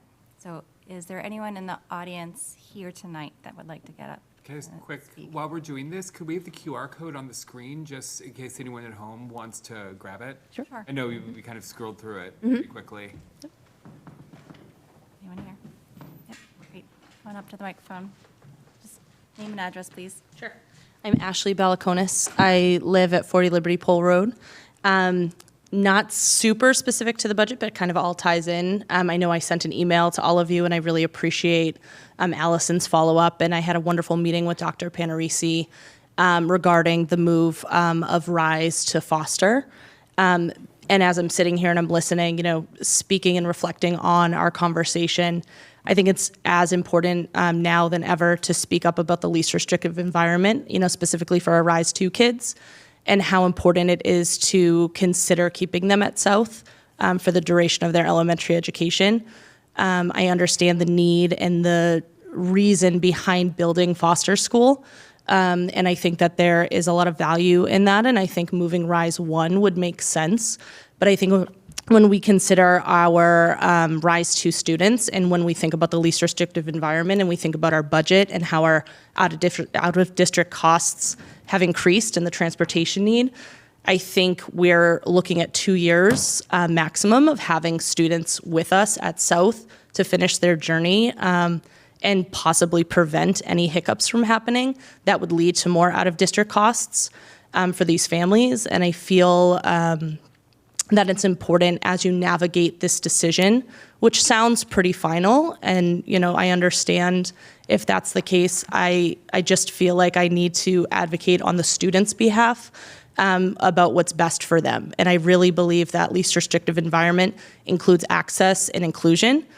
We have many RISE 2 students right now that are spending a great deal of their mornings and days in full inclusion, and that is due to the relationships that they have built with their peers, their specialists, and the teachers. And to look ahead and say there's 2 years for some of these kiddos and forcing them to transition, even with all of the supports in place that Dr. Panarisi and I talked about, I feel like we are putting our students' best interest not first. And I think that is what I would love to be considered here.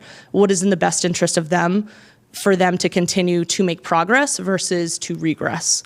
I worry that we're going backwards in inclusion by moving them to foster. And I really think for our most vulnerable students, which we have heard are really our autistic students, and if you look at our RISE students, that is their main need, that is their main diagnosis.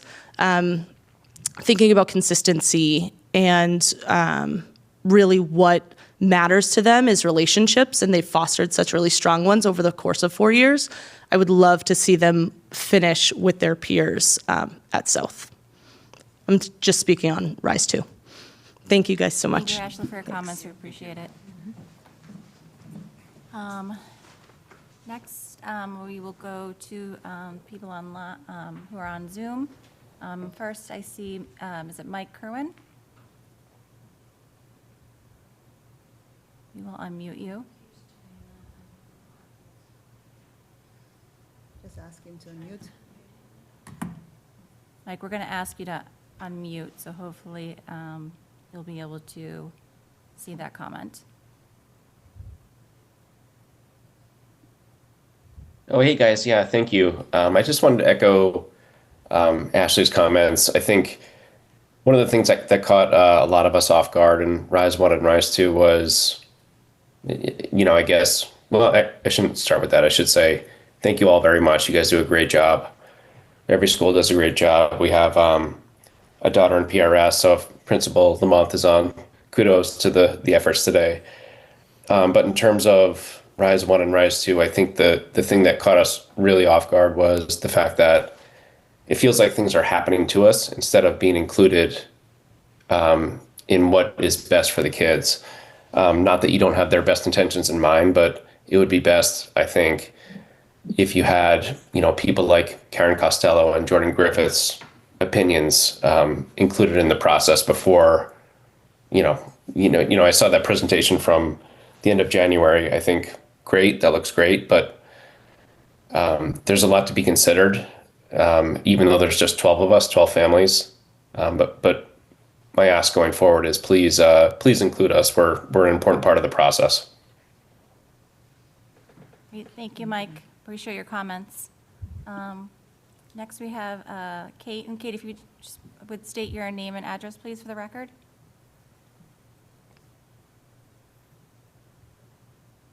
Or asking to unmute, so I should be able to. Hi, everybody. My name's Kate McCarthy. I live at 11 Puritan Road in Hingham. I really appreciate Ashley and Mike's input on this subject. I feel the exact same way, and they couldn't have said it better. My daughter, she's currently in 3rd grade in Rise 2, and South has been her community. This is the first year she's been regulated in school, which is amazing. She's spending more time in the gen ed class, and she's actually participating in class with her peers. She really has a great relationship with teachers and potential future teachers, building those relationships. So it would be really important for us as a family and for her to stay in that community, be with her neighbors, be with her brother. Be with the specialists that know her best. She's really growing. And I think all those kids in Rise 2 are. And it's just 2 years, so I don't know, why is there a rush to move the program? I totally get the end goal. I think that's amazing. But just give these kids the opportunity to stay in their community with people who know them and where they're safe overall.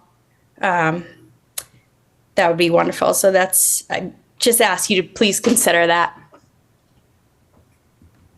Great. Thank you, Kate. Actually, thank you again to Kate, Mike, and Ashley for all of your very thoughtful comments tonight. I hope I can speak for the whole committee by saying we appreciate your comments. Are we going to discuss this later too? Yeah. The update?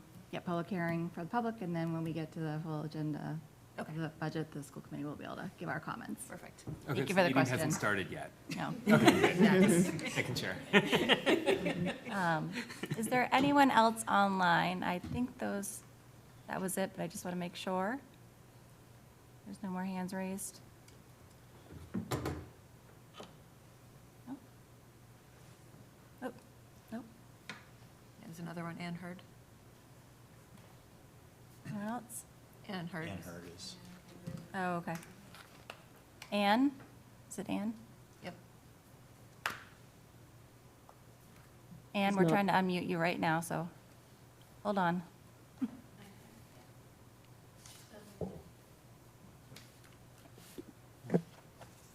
Anne, you should be, Hear me?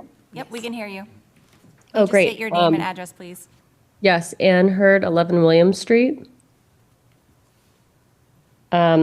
Thank you all so much for this. And I apologize if I missed this earlier, but sort of a different topic. But I'm curious, in light especially of today's events, if the roof replacement will be happening at PRS before this next school year. Take that. Sure, I'm happy to answer that. Thank you for your question, Anne. So while tonight's presentation is about our operating budget, we are still full steam ahead on pursuing our roof projects at Hingham High, South School, and Plymouth River School.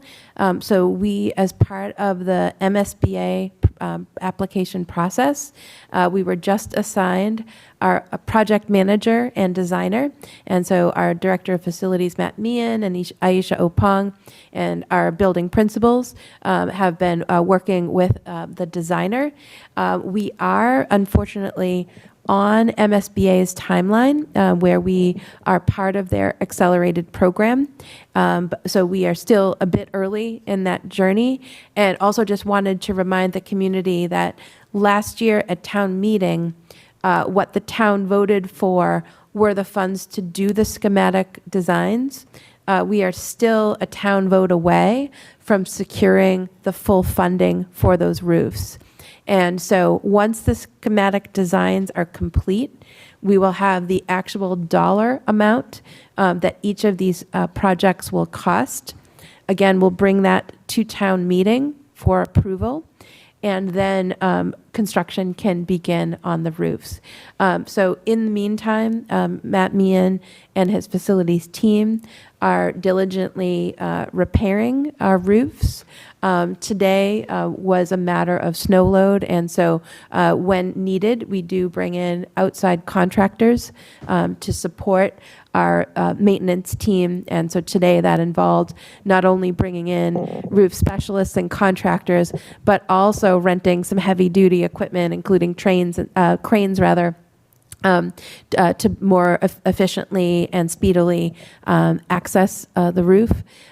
So we are, through our operating budget, working on those repairs to maintain the learning environment for students in the short term, and simultaneously working on the roof projects through the MSBA, which is really a separate budget process from the operating budget we're discussing tonight. We will be, through our capital outlay committee meetings, which are a separate meeting, also talking about some of the extraordinary repair funds that we will need in addition to our operating budget in order to keep these three learning environments safe and comfortable for students and staff as we wait for the full project. But I really appreciate the question, and we will be continuing those conversations through both our capital outlay meetings with the town, and also partnering with the town on that future warrant article to secure the full funding for the project. Okay, thank you so much for that information. Thanks. Thank you. Is there anyone else online that has a question or a comment regarding the budget? No, and I,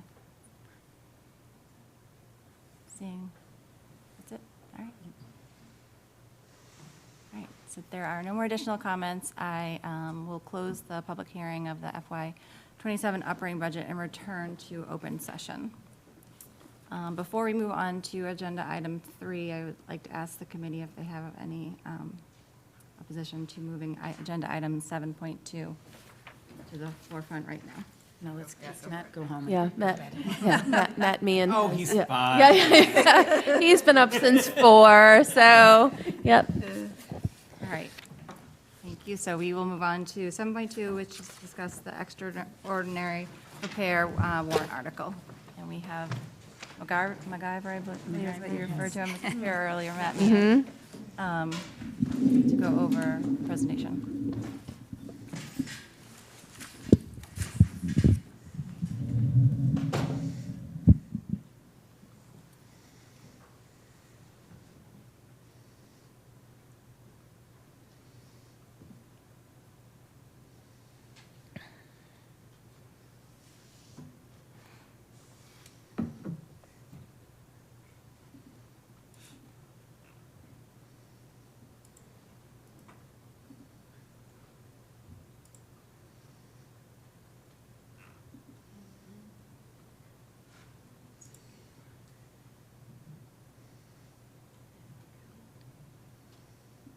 when we make these quick changes, we should probably give Sherry a heads up that we're doing these quick changes. Yeah, that's right. Apologize, Sherry. Yep, thank you.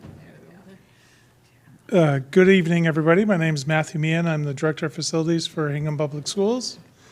Tonight, I'm just going to be giving a very quick update for the Hingham High School and South Elementary School Extraordinary Fund that we've been looking and tapping into for some issues that we've been having.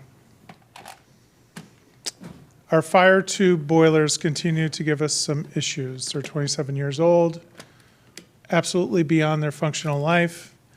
They are two Cleaver Brooks, about 10 million BTUs each. So if you can imagine your little window air conditioner is about 800 BTUs. These things are gigantic, and they're natural gas. Next slide. They're having basically some fatigue issues.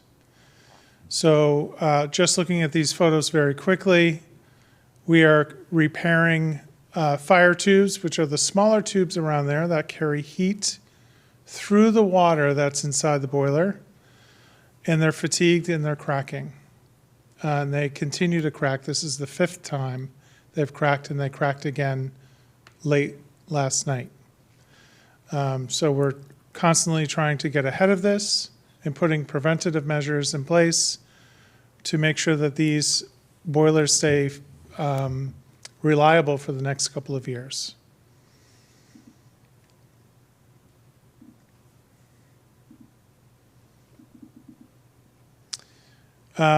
We also have additional HVAC repairs at the high school.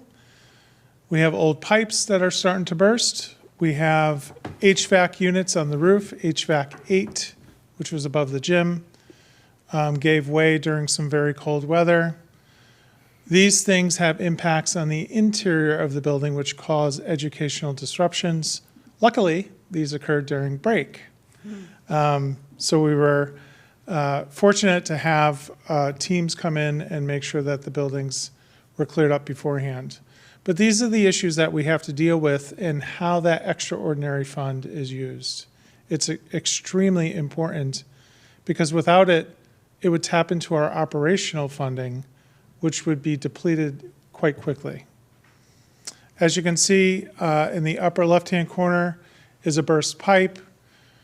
We estimated about 5 or 6 gallons per minute coming out of that. It flooded the bottom hallway very quickly. A custodian on a detail came in 7:30 a.m. It was probably flowing for 5 or 6 hours before that. On the right, we had an HV unit burst during the cold weather. That was because of a pump that seized that was supposed to be supplying warm water to the coils on the roof. The pump failed, and the warm water could not get to it, so the pipes burst in the ceiling and then flooded below it. In the library, there was some issues with another pump that seized. These are 27-year-old pumps. Again, the entire HVAC system is beginning to show its age. So I just wanted to talk about how we're using that extraordinary fund. Next slide. South Elementary School, we had some significant ice damming. Ice damming is primarily caused by a faulty roof. Not just construction, but the shingles buckle and break. These are on the gable roofs. So the snow begins to melt, then freezes up and gets underneath the shingles. The ice dam material underneath it is too old to prevent water from entering the building. The insulation of the roofing system is most likely saturated with water. So we had water intrusion in a very small area in the building. Minimal educational impact, but there was an impact on this one. As you can see, we had to open up the walls. There was water throughout some of our counseling areas and special education areas, 4 areas altogether. Our equipment that is specialized to dry this out was overwhelmed quite quickly, so we had to call in a specialist. This is the type of money that's being used for the extraordinary fund. Next slide. We did discover that we're trying to move towards solutions to prevent these types of things from happening. On the left, you see a new expansion tank that lowers the pressure in the system in the high school. We're putting these measures in place to try to make sure we preserve the system that's in place over time until we can replace the entire system through MSBA's ARP program. Next slide. So far this year, since the fund was founded, we have spent about $312,000 and some odd change. A lot of people would be like, that's a lot of money. It actually is spread out over 3 schools, only used for roofing and HVAC issues at the high school, and only used for roofing issues at PRS and South, nothing else. So most of this money comes from the high school boilers, which can be very expensive for repairs. This does not account for the 12 other invoices that are incoming that will increase this amount slightly. We do anticipate that this money will be expended most likely after the boilers go offline and we do an overhaul to make sure that they're stabilized and ready for the next cold season coming up next year. Next slide. We did have an engineer come in because we were having so many issues with our HVAC system at the high school. It's Crowley Engineering. Here's some highlights from the report that you guys have in your hand. There are some thermal shock going on in these boilers. We do have a solution that will be coming up. Basically, there's cold water sitting on the bottom of the boiler, hot water on top. When you get those things colliding, it's like a thunderstorm. And what's in between? Metal tubes. Those metal tubes can't take that thermal shock and they crack. There's also some looking into a temporary boiler system that we should put in place if one of these boilers fails. That's an 18-wheeler with a giant boiler on it. That's an extraordinary expense. But if one of these boilers fails and another one fails, that's the only option we have. So we are already lining up solutions for that as well. He also stated that both boilers are beyond their median life, and they do require repairs. So this is why we're requesting additional funding for next year for an extraordinary account to make sure that we have the funding in place to make sure these boilers are stabilized. Not only the boilers, but all the extra parts for the RTUs and the roofs, much like PRS, that we have the funding in place so we don't have to worry about coming back to our operational budget and depleting all of that money. Crowley Engineering recommends at the high school to repair the existing boilers first and make sure that they're doing it right with his assistants. He's already working on this. It looks like $200,000 to $300,000 over the next several years. Option 2 is to just abandon one of the boilers at the high school and replace it. That could cause complications with the MSBA because they state right in their statement, has there been any upgrade or replacement of boilers within the last 10 or 15 years? We would have to check yes with that box, and that could exclude us from that whole entire process. I am going to be asking the MSBA about that. If we have a boiler failure, there's not really much we can do. We're already in the process of asking you for money. What's the solution on that? We are sending a note out to them soon to get a request on information for that. Option 3 is what we're already going after. The MSBA and a heat pump solution for the high school. Our engineer, who is independent, said that is most likely something that we should consider. So independent of our process, which he has no known knowledge of, he suggested anyway. So we're on the right track either way. and opening up for any questions or comments. I'll start with one comment. When you do reach out to the MSBA to ask that question, if you are to check the box with new materials, I would be curious to know if that also, if we were to do that and we did lose funding for the heat pump program, does that also include the funding for the roof as well? Because they kind of go hand in hand. They actually do, and we've really been pushing to make sure they do go hand in hand, because you put a new roof on it and then you put this system on top of it, it could cause problems. Yes, I'm working with Aisha and on a phone call to our project manager, to ask very specific questions. We're putting them together now. Great, thank you. Is there, Michelle? I do, sorry. Do we know what the cost is if, heaven help us, the boilers drop and we need to rent one? What the cost Yes. is to rent? Okay. Between $12,000 and $15,000 a month rental fee for the boiler. That does not include 25,000 to install. we don't know what the cost is to tie into our existing distribution system. Okay, thank you. Anyone else? John? You mentioned on the memo that was prepared, says to be determined south ice dam removal. When will we have a price on that? That has been done already. Okay, is it? Okay. Yes. The ice removal at South has been done, which is Yes. part of the reason why you drive by South and there's no ice on the roof anymore. Well, understood. So I looked at that picture just now of south, Yep. and I was at PRS, Mhm. and it looks exactly like PRS. Mhm. The gigantic icicles, Mhm. and all the little kids are looking at them like, wow, these are the biggest icicles I've ever seen. Mhm. And seems like we're going to be going through the same thing PRS now, right? Yes, we're removing all the snow on the roof that the engineer has identified has been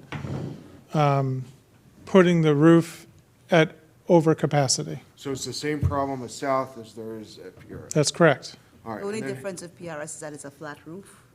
There's a portion of the roof at PRS that you can't see from the road. There's actually two gables and a flat part in between. That's the problem, is the flat part is drifting. And also the north side of the building has significant drifting on it as well. And so those two issues, plus the continued failure of the Hingham High School boilers. Mhm. Now, based on those three issues alone, does that make you or members want to look into your crystal ball and ask for more money on this warrant for the extraordinary budget, more than $500,000? That's a great question. We actually have been considering that. The warrant is in right now.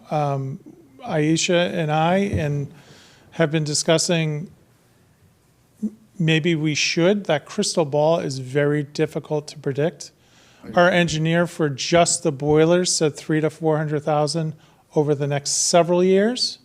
So not just next year, but several years. So having that $500,000 does give us that cushion just for the boilers. However, the roofing, I think after we get the data from South and from PRS, we'll be able to look at and predict what it might be for another season of harsh cold and roofs that are inadequate and not functioning properly to prevent some of these things from occurring. And then we can maybe come back and go, we maybe need to ask for a little bit more money. Okay. What would be the process? Maybe I'm ignorant, but if we need more money, and we think that this 500 grand we're asking for extra is not going to be enough, then we could take this offline, but what would be the process then if we run out? I think now is the time to have those discussions, and I think that, not that, I guess, Well, timing I of, think, Reopen the warrant. well, I think, but we wouldn't have to reopen the warrant because we're still in the process of deciding what that amount is, because the warrant doesn't really specifically say what the amount is, the article as yet. okay. And AdCom would have, AdCom and the select board, and we've suggested 500,000. Okay. But that would be something that we would present as part of that meeting on March 3rd as well. in terms of what that amount would look like. In terms of PRS, I would say that it would be good data in terms of just the cost of removing that snow on that roof. The other thing that I mentioned is that the 500,000, from what the engineer is saying, 200 to 300,000 for additional repairs, and then that leaves about another 300,000 based on where we end with this year. It gives us that flexibility for this year, and maybe it's something that we evaluate again at this time next year as well, because we will, from what we have been discussing with the contractors, the design and OPM team, is that we will need the boiler to last another 2 years before we can replace it. Not including this, so, Not in- not including, so two more winters. 2 more, yeah, exactly. correct. Another 2 more winters, not 2 more years. I just know we're describing this as extraordinary repairs. Yep, But if you, as Katie said in the beginning of her presentation, that the school department's budget is a statement of community values. And I'd rather be out in front of this at town meeting saying, look, you want your kids to be well-educated and be in safe schools and all these other things that raise your property value for when you retire and sell your home, and make sure your kids go off to great schools and do well and change the world for the better, then we should ask for more. Because every other little clique in this town is asking for the max amount that they want. And I don't see anything else in this town that's more important than the schools and the kids, which are the future of this town, this state, this country, la, la, la. But that's all. I think we should be asking for more. Everyone else is thinking big, asking for everything, and I think we should do the same. And we do have budgetary authority in the school, as the school committee. And the select board doesn't like to hear that, the advisory committee doesn't like to hear that, but we are an independent budgetary, we have power here. So I'm just putting that out there. thank you. And to Aisha's point, the number hasn't been decided yet. Yeah. The 500 was what I guess we Yeah. compromised on Yeah. last year. Right. And I think what I would like to hear from the committee members is, and from Matt as well, is, are we comfortable carrying this level of exposure for 2 more winters with the boiler?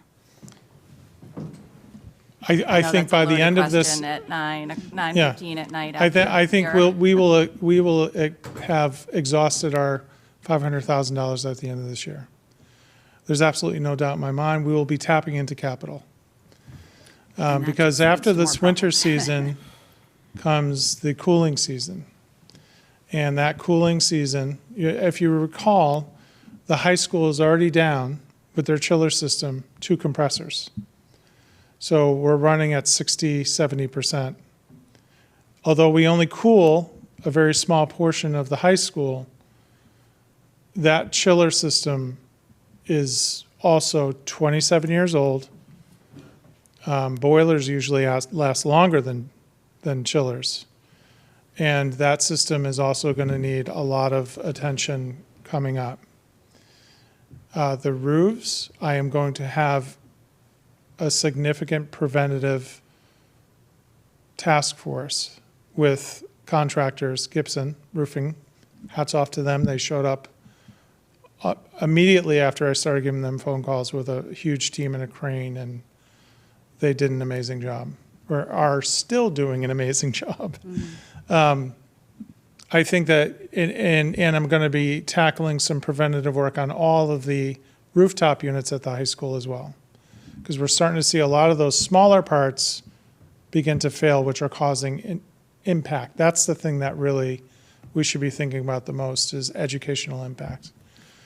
Well, I think No, I was going to say, I mean, not to move this along, but I think we've seen enough, we've enough warning shots have been issued, I feel like, over the last couple of weeks, right, between. Giant coconuts raining down from the heavens. Raining down. So I think we're like holding this together, MacGyver's holding this together, there's not enough duct tape in the world, so I think, I don't think anybody else disagrees that we need to ask for larger amount. Yeah, I was just going to point out, with the original reserve fund that we had was for foster school, and we didn't use it all.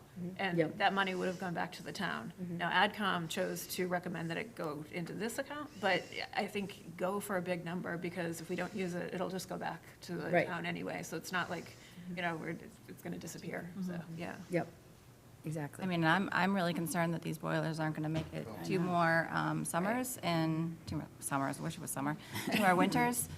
And And there's nowhere to put the high school. There's no, I just, where do you put the temporary boiler? Where do you put that giant truck that you're talking Yeah, I was about? wondering about that, actually. Not that I would want to give up MSBA funds, and I know that answer is still pending, but I think we have a real problem. I think there's a problem here. I mean, I'm not, no one's saying there isn't, but And I'll just add that Concerned. the temporary boiler does not, it's not a flip that switches. Right. It's, would have to be sited and so on, and that will take some time, and there's potential for learning loss there, so. At the very least, we should consider asking for funding to prepare for a boiler replacement or a temporary boiler tie-in. Because that design has to take place first and go through a process of 2 or 3 months for procurement and design to get those things tied in.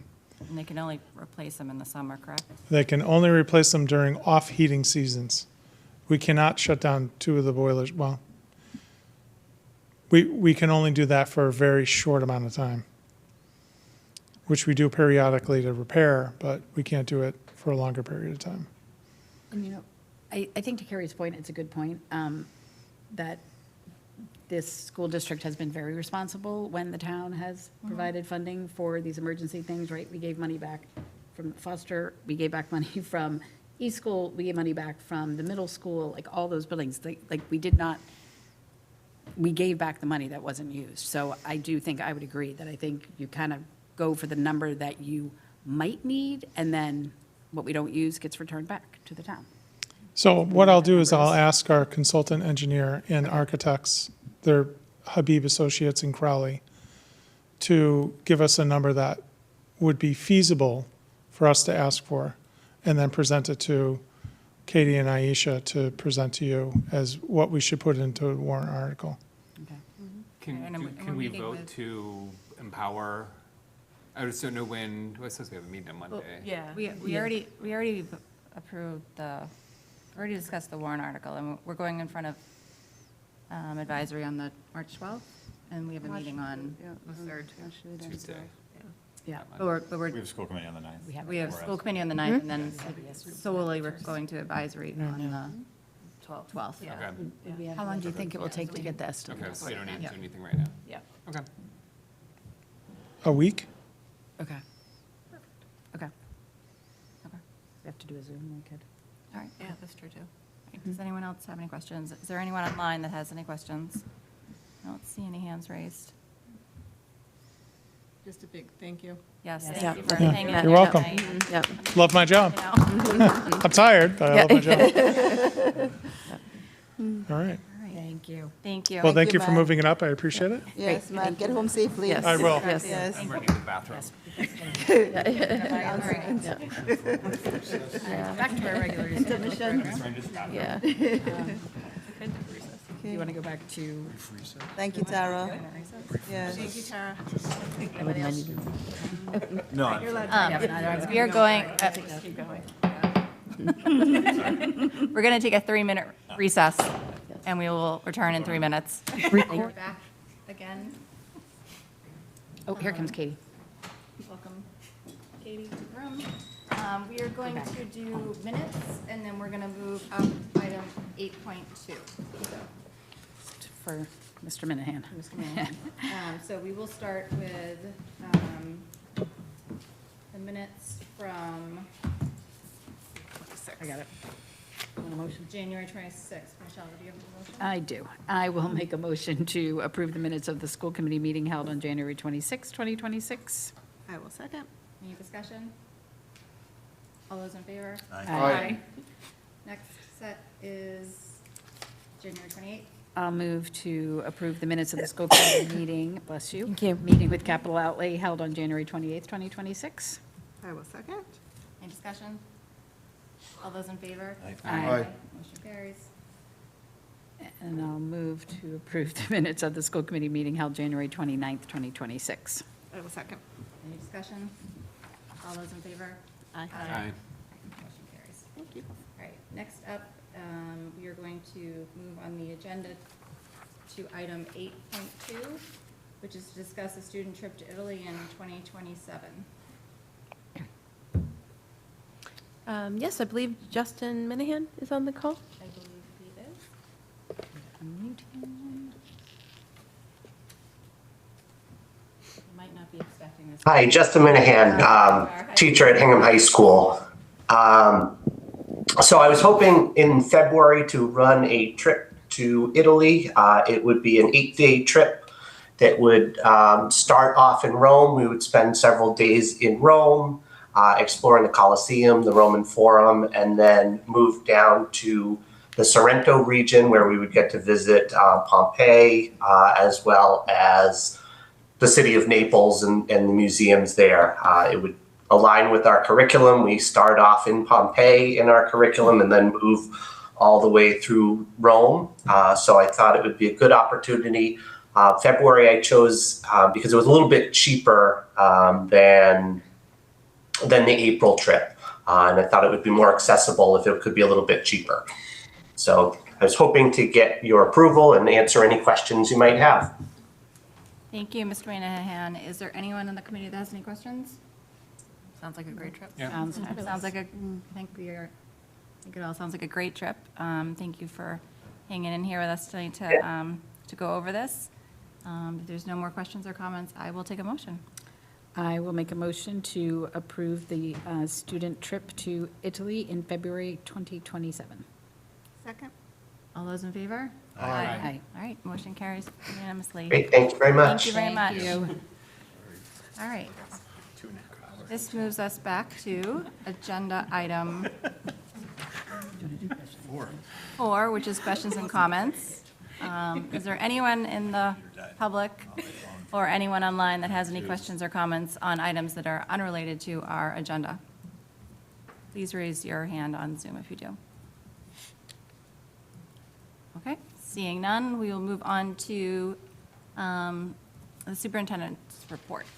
Thank you, Jen. Many of the items actually have been covered in other places this evening, but did want to echo all of the thanks for our amazing facilities team, DPW, and community partners for their teamwork in responding to the recent blizzard.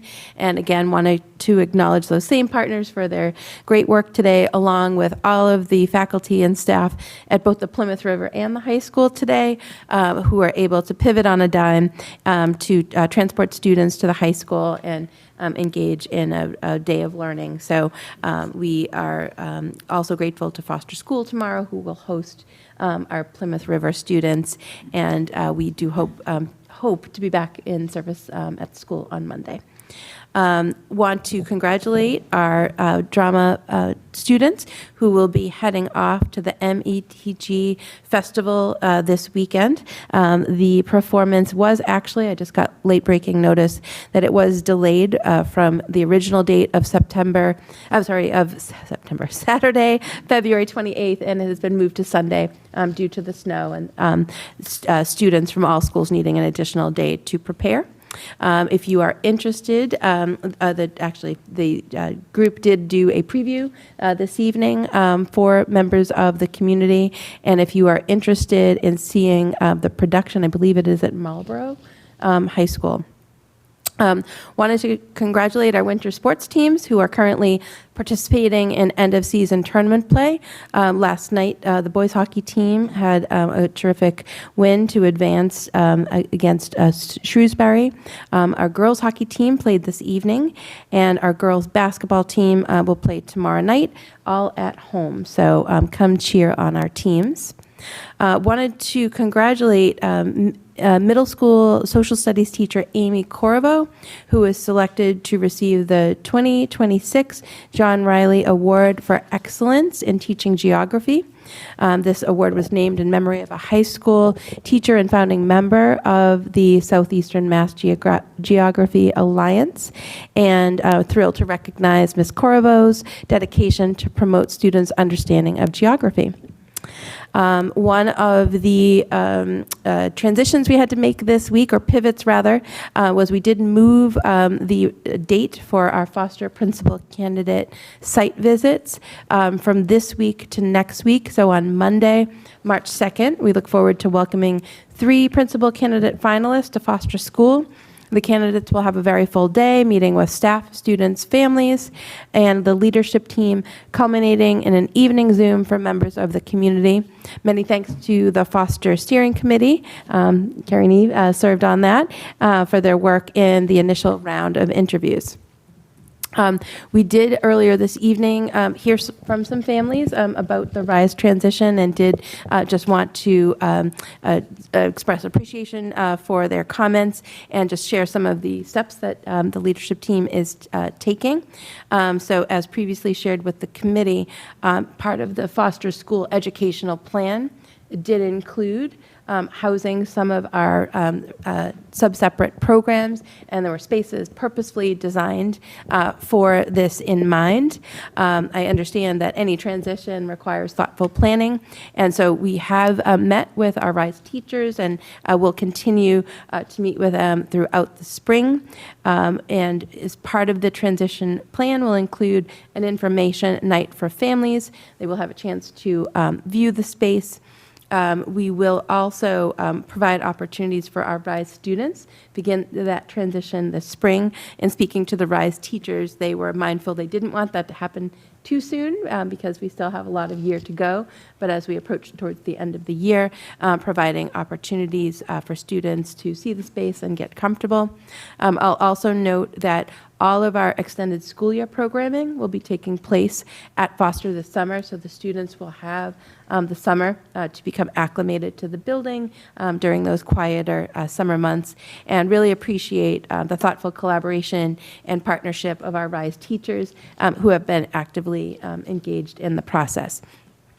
Also grateful to the foster leadership team who is working with staff to prepare for this transition, to build the understanding of our faculty, specialists, and so on, of how best to welcome our RISE students, and we'll offer similar opportunities for our foster students to be engaged in that as well. So more to come. I did include in the school committee packet the 2 documents that Dr. Panarisi had shared with our RISE community of both the open house and the frequently asked questions document, and we'll continue to keep the committee informed as we take those steps to thoughtfully work towards a transition of the program.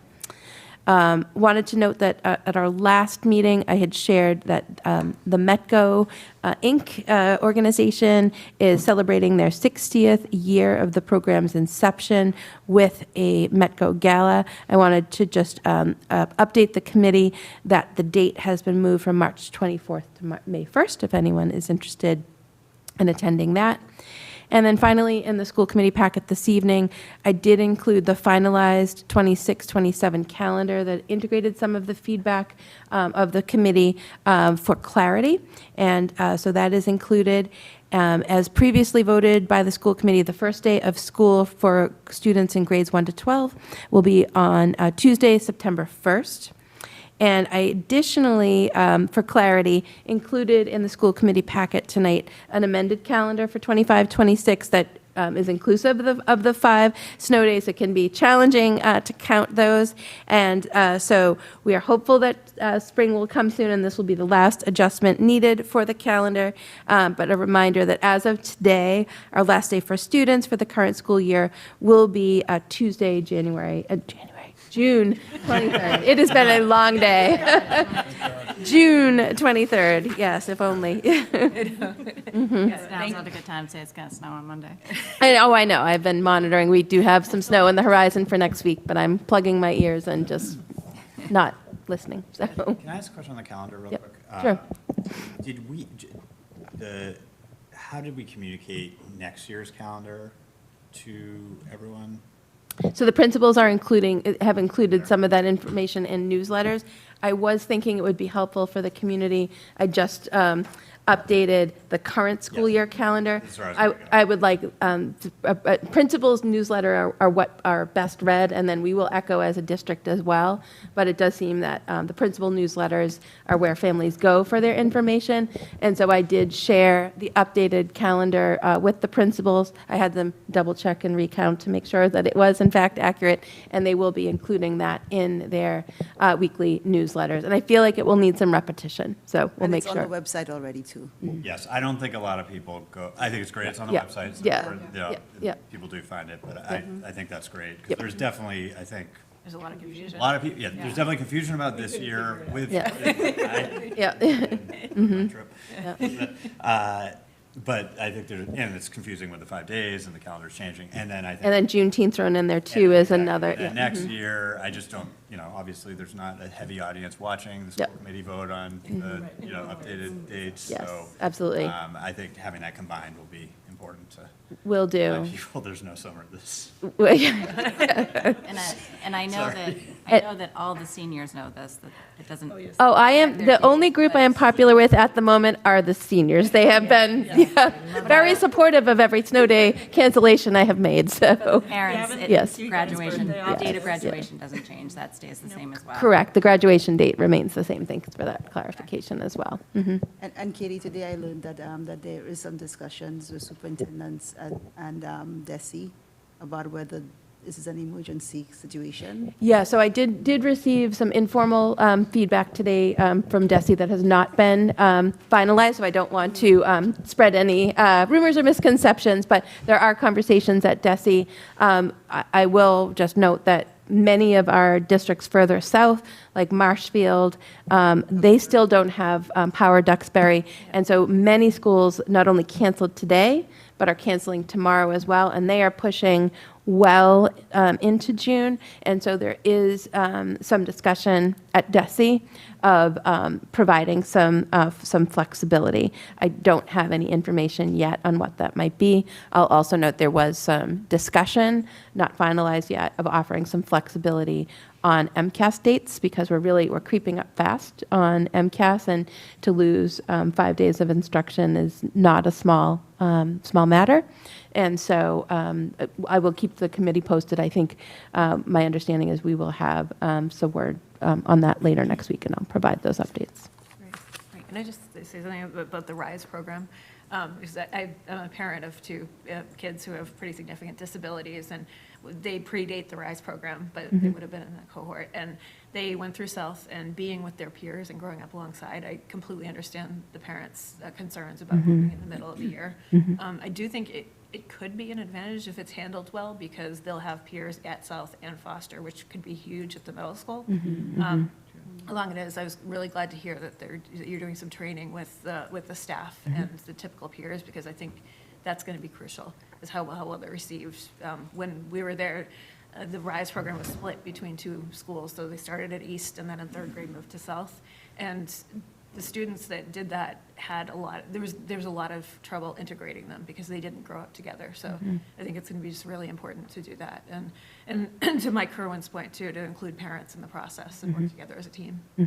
Absolutely. No, I'm grateful for the comments, and we'll continue to partner with families and communicate. And it was a little bit of a tricky balance. You don't want to start talking about a transition, particularly with the students, too soon. So, but we hope we can hit that right note of doing things early enough so we can be thoughtful about it, but also want our students to enjoy their time currently itself. So, yeah. And I'm curious to hear what the plan is to keep the connection with South. I think that's great, too. Yes, so again, we'll discuss that at the open night, information night for families. And I do think that will be one of a series. So that first conversation will answer some questions, and then as we get closer, we'll have additional touch points. So thank you. And again, grateful to the RISE teachers who have been collaborative and collegial, and had a great meeting with them last week as one of many meetings that we'll have. So. Thank you for that explanation, and thank you for those comments, Carrie. Okay. Moving on to communications. Communications received by the superintendent. No, I just shared those communications about the RISE program and all the ones that I mentioned. Communications, I think we all discussed and we have to receive a number of communications from families regarding the budget on the RISE program, as well as classroom size. Right. Going to unfinished business, 7.1, which is to discuss the proposed FY27 budget. I know we had a presentation, but now is the time for the school committee to ask any follow-up questions to the presentation we just had and any discussion that we want to have. So I will open the floor to anyone. Your aspirational budget, how much would that cost? That's a great question, John. We didn't specifically cost that out, knowing that this year we would. It was Just, yeah. it was more of an exercise as we're planning for the future. But given that we would be contemplating, just quickly adding up the number of staff. Yeah. 2 to 3 million? I'd say 2 to 3 million would be about right, just based on the number of staff That would and put us way over the 3.5. that would put us over the 3.5 for This sure. would be a discussion that the entire town should have if we want to have an aspirational budget for the future and the kids. Absolutely. And again, if the enrollment projections are correct, we will need to really have these conversations in order to maintain class sizes and particularly in special education, to be able to continue to make strides and improvements. And we are stretched very thin. A day like today really points at how stretched thin we are in areas such as custodial and maintenance. And again, our leadership team really pulled together today. But we very much appreciated the question about the aspirational budget. So I think it's really good information to have it in the estimate of it as we go forward into the time when the MOU is starting to expire, and as we go into more conversations about that with the town. I think all these points are good to have for the future. Yeah, I was thinking it might be good information for the Sustainable Budget Task Force, too. Yeah. And I would suggest that as you're talking about it, I don't think that's aspirational. I think a lot of that is needs-based budget. So I mean, there's a few things that are like aspirational, but most of that is needs. Like you were using the word need about all those, so I think that's 3.5 plus. right. yes. Aisha, do you know offhand how much is in the Special Education Stabilization Fund? I think it's about 400,000, 350 to 400,000, but I can confirm that for you. Yeah, it's not a huge amount. Yeah. And generally, I remember from past discussions, and you talk about unanticipated and unbudgeted. Can you give an example of what that would be like? Is that like a child moving into district mid-year who requires out-of-district tuition? Right, and a lot of times kids moving into district mid-year, depending on the timing of it, it will be covered by the moving in district. Yep. But where that doesn't occur, that would be the case. Sometimes where we didn't foresee or didn't have it on our watch list, for example, for a student moving from like a private to a residential, that could, if some, in terms of that, or if it is as a kid, for example, who wasn't on our list, who moved into town from another state, that we wouldn't have any ability to get the state of the student moving in to cover that tuition. Or even in terms of, even a student that's in district sometimes kids, maybe a preschool kid coming in that we hadn't identified during our child search process that needed to go out of district, we can have that. Is Christine's hand up too? Okay, there we go. Christine?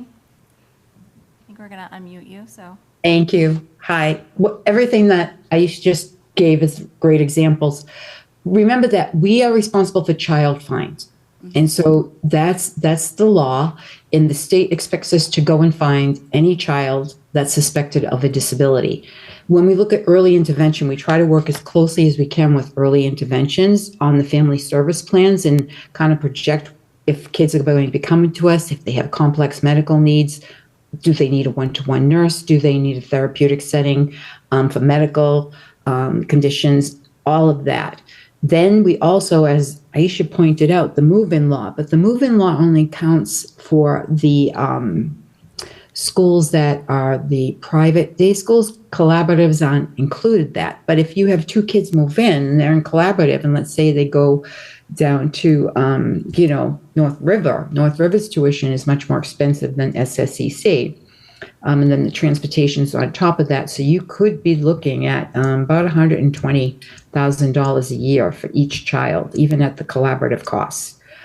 If you put a one-to-one pair on that, you're going to add another $35,000. So all of those things play into that. And we don't know every single year. We do our best to try to project with the children that are with us right now and what their needs are right now. But somebody could move in right now. It's before April 1st, and our whole budget could look very different. And You even look at the differences between the day schools and the residential schools, it's almost double the price. In terms of the MOU, then, looking at last year and then the upcoming year, or I guess not the upcoming year, but last year and the year prior, it sounds like, from what you were saying earlier, that you do go through at the end of the year and kind of see if anything fits within this, so there wouldn't have been anything that we would have seen in the budget when you got to year end that would be appropriate to have used this fund for. Right, and then in terms of last year as well, we also received, MOU funds were also voted in through a different process for 25. And we would evaluate that as well as whether our grant coverage and other coverage would cover in terms of the out-of-district tuitions as well. Okay? Thank you. I have some questions on that too. Oh, sorry. Go ahead. So just from listening to your explanation, it sounds like we haven't had to access these funds because central office has budgeted and forecast responsibly. So we've held on to it.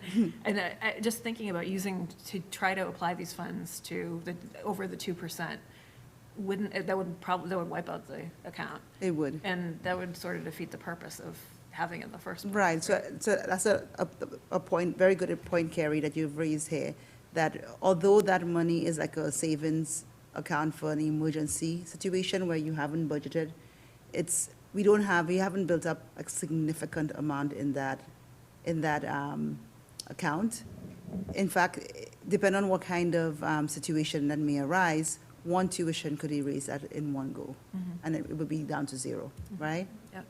Because we do have tuitions up to like $400,000 a year and more. So that is a possibility as well. So the way I see it is, and the MOU does speak to that if it is that the situation does arise, or if it is, I think the specific words, I don't have the specific words right in front of me, but it's basically, if deemed appropriate, then we would use that account. I think I think the issue is if we use it to apply it to the 2%, anything over 2%, and then we have an emergency, we're going to have to go and get a reserve fund transfer to get the money put back in. Right. So it's a little bit of a, Yeah, right. But it seems very specific in terms of how it should be applied.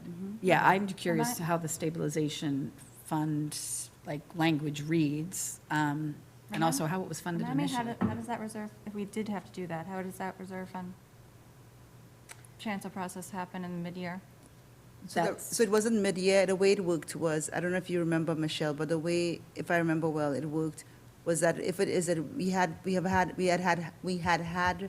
after we had completed our year, we had instances, for example, where maybe utilities or substitutes hadn't specifically materialized in our budget, the way we had budgeted in our actuals, the way we had budgeted it for, so we had additional funds available. So the school committee at the time voted to have, and it may not have been one transfer, but they voted to have those transfers done into that stabilization fund. And that's something that you can decide to do at any point in time as well as part of that process. No, I think what I was asking was if. Sorry. No, that's very good information, because that was my question after that. So Okay. you answered that earlier. If we, as Michelle was saying, if we were to, say we were to use this money now towards FY '26. Yep. And then the following year, we did have someone who came in, moved into the district. And you, I think you were just saying we would use the reserve fund process in that situation. So my question is, just to remind me, how does that work mid-year? How do you access those reserve funds mid-year? I mean, Mass General Law says that a reserve fund transfer can be processed between town meetings, if there's unanticipated emergency, extraordinary expenses that come up. So we would That's go to, kind- that's we would kind go of to the like- select So you- board. We would go to the it select says that board. Right. advisory. I don't know if you remember when we had the South issue about kids accessing, get ADA Yep. Playgrounds. Yeah, yeah. That's And right. that was a reserve fund transfer under exactly the same process, but the amount of that transfer was Yeah, there's was a cap. within the budget that could fit into that actual reserve, which is probably about $800,000, $750,000 that the fund puts into that bucket for the year. And then the school committee went to the town, the select board, and they agreed to transfer those funds over to us in order to pay for that process, that repair or project at South.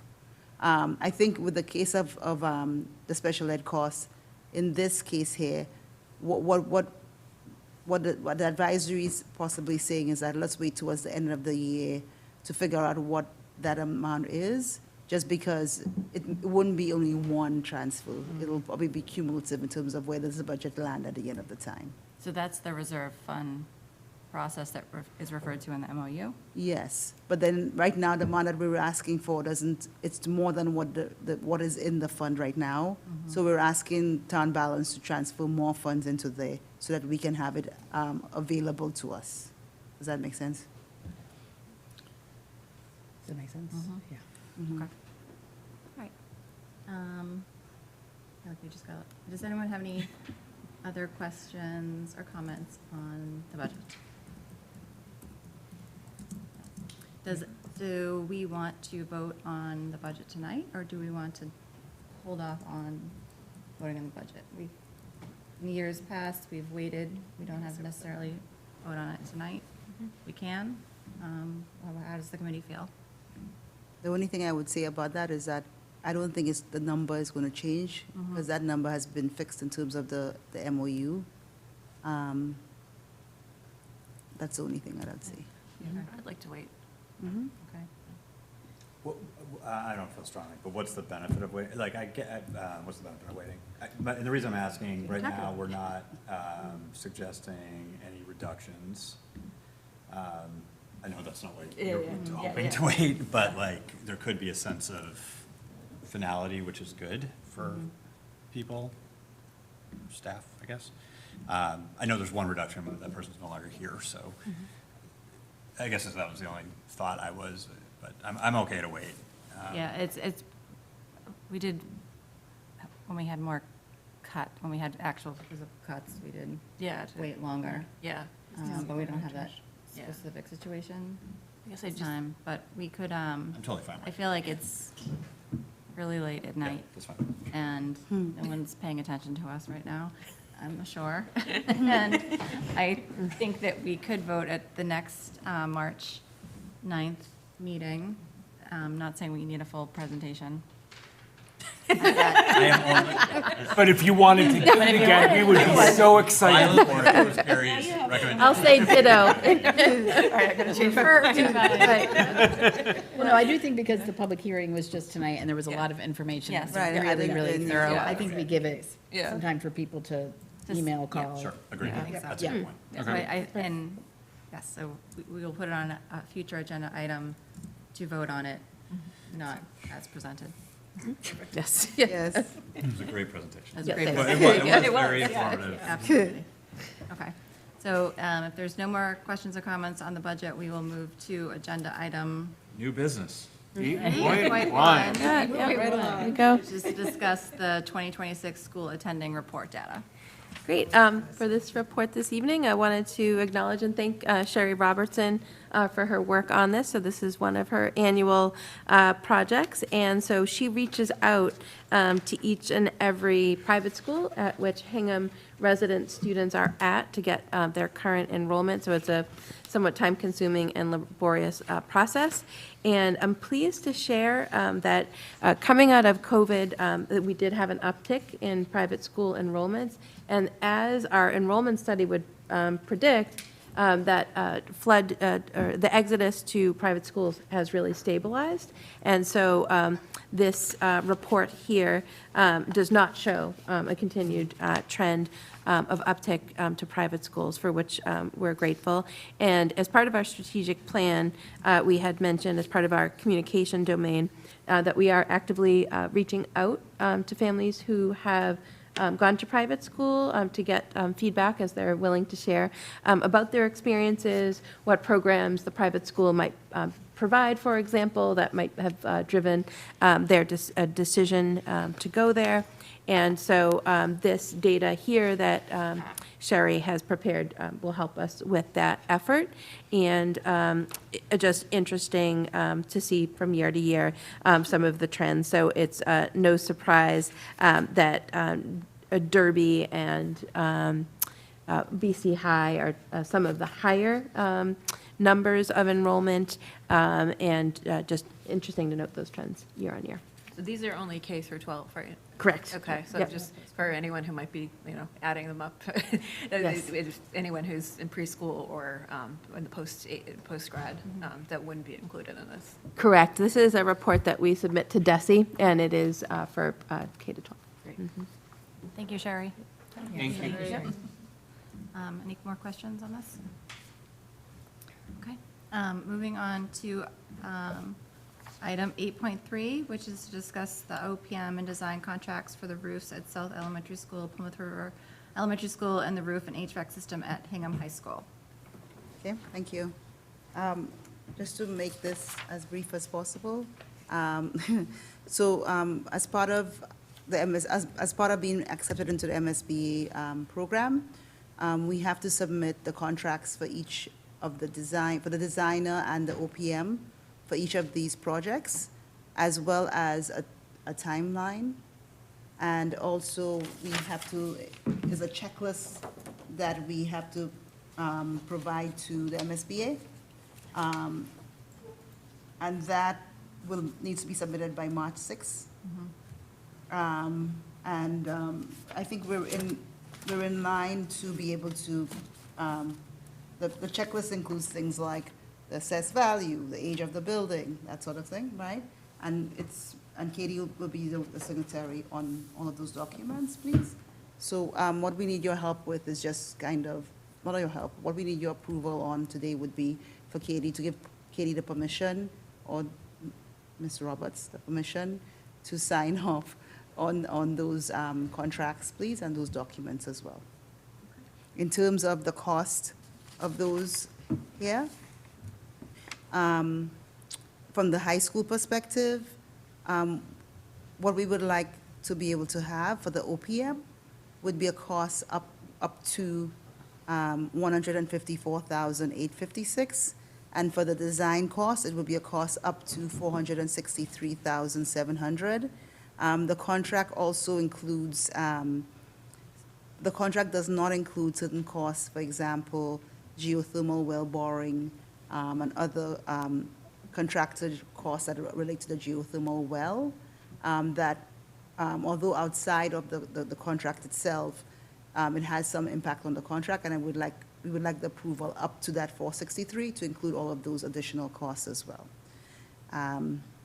Yes, please. You have that, Michelle? No. So for the designer, for the high school, it's $463,700. Yeah. And for the OPM, it's $154,856. That's for the high school. 40 cents. Super specific. You want it right there. Thank you. Do you really need those points Yes. now? Thank you. And in terms of the OPM Seriously. for the elementary school, for the planning phase of it, or the schematic design is 20,000. And for the designer costs for the elementary school projects is 256,900.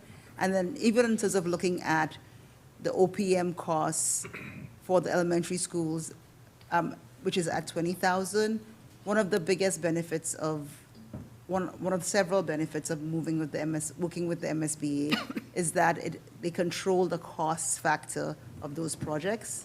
And they control the cost factor of the projects by limiting the amount that even the OPM can charge at certain parts parts of the project. And they actually review as part of the submission how much is being charged. So they have appointed those people to our projects, but they're also monitoring the costs and the work and the quality of the work being performed as well. So I think that's an added benefit, I think, of being part of the MSBA process, not only in terms of having a grant, but you have Big Brother who is making sure that you're doing the right thing, right? And we're producing projects that are in a way that works for students, okay? Not for now, but also for the long term. Great. Thank you, Aisha. Do I have a motion? Yes, and we're authorizing Katie to sign, superintendent. please. Okay. Yes, So, thanks, Ally. I will make a motion to approve Superintendent Roberts to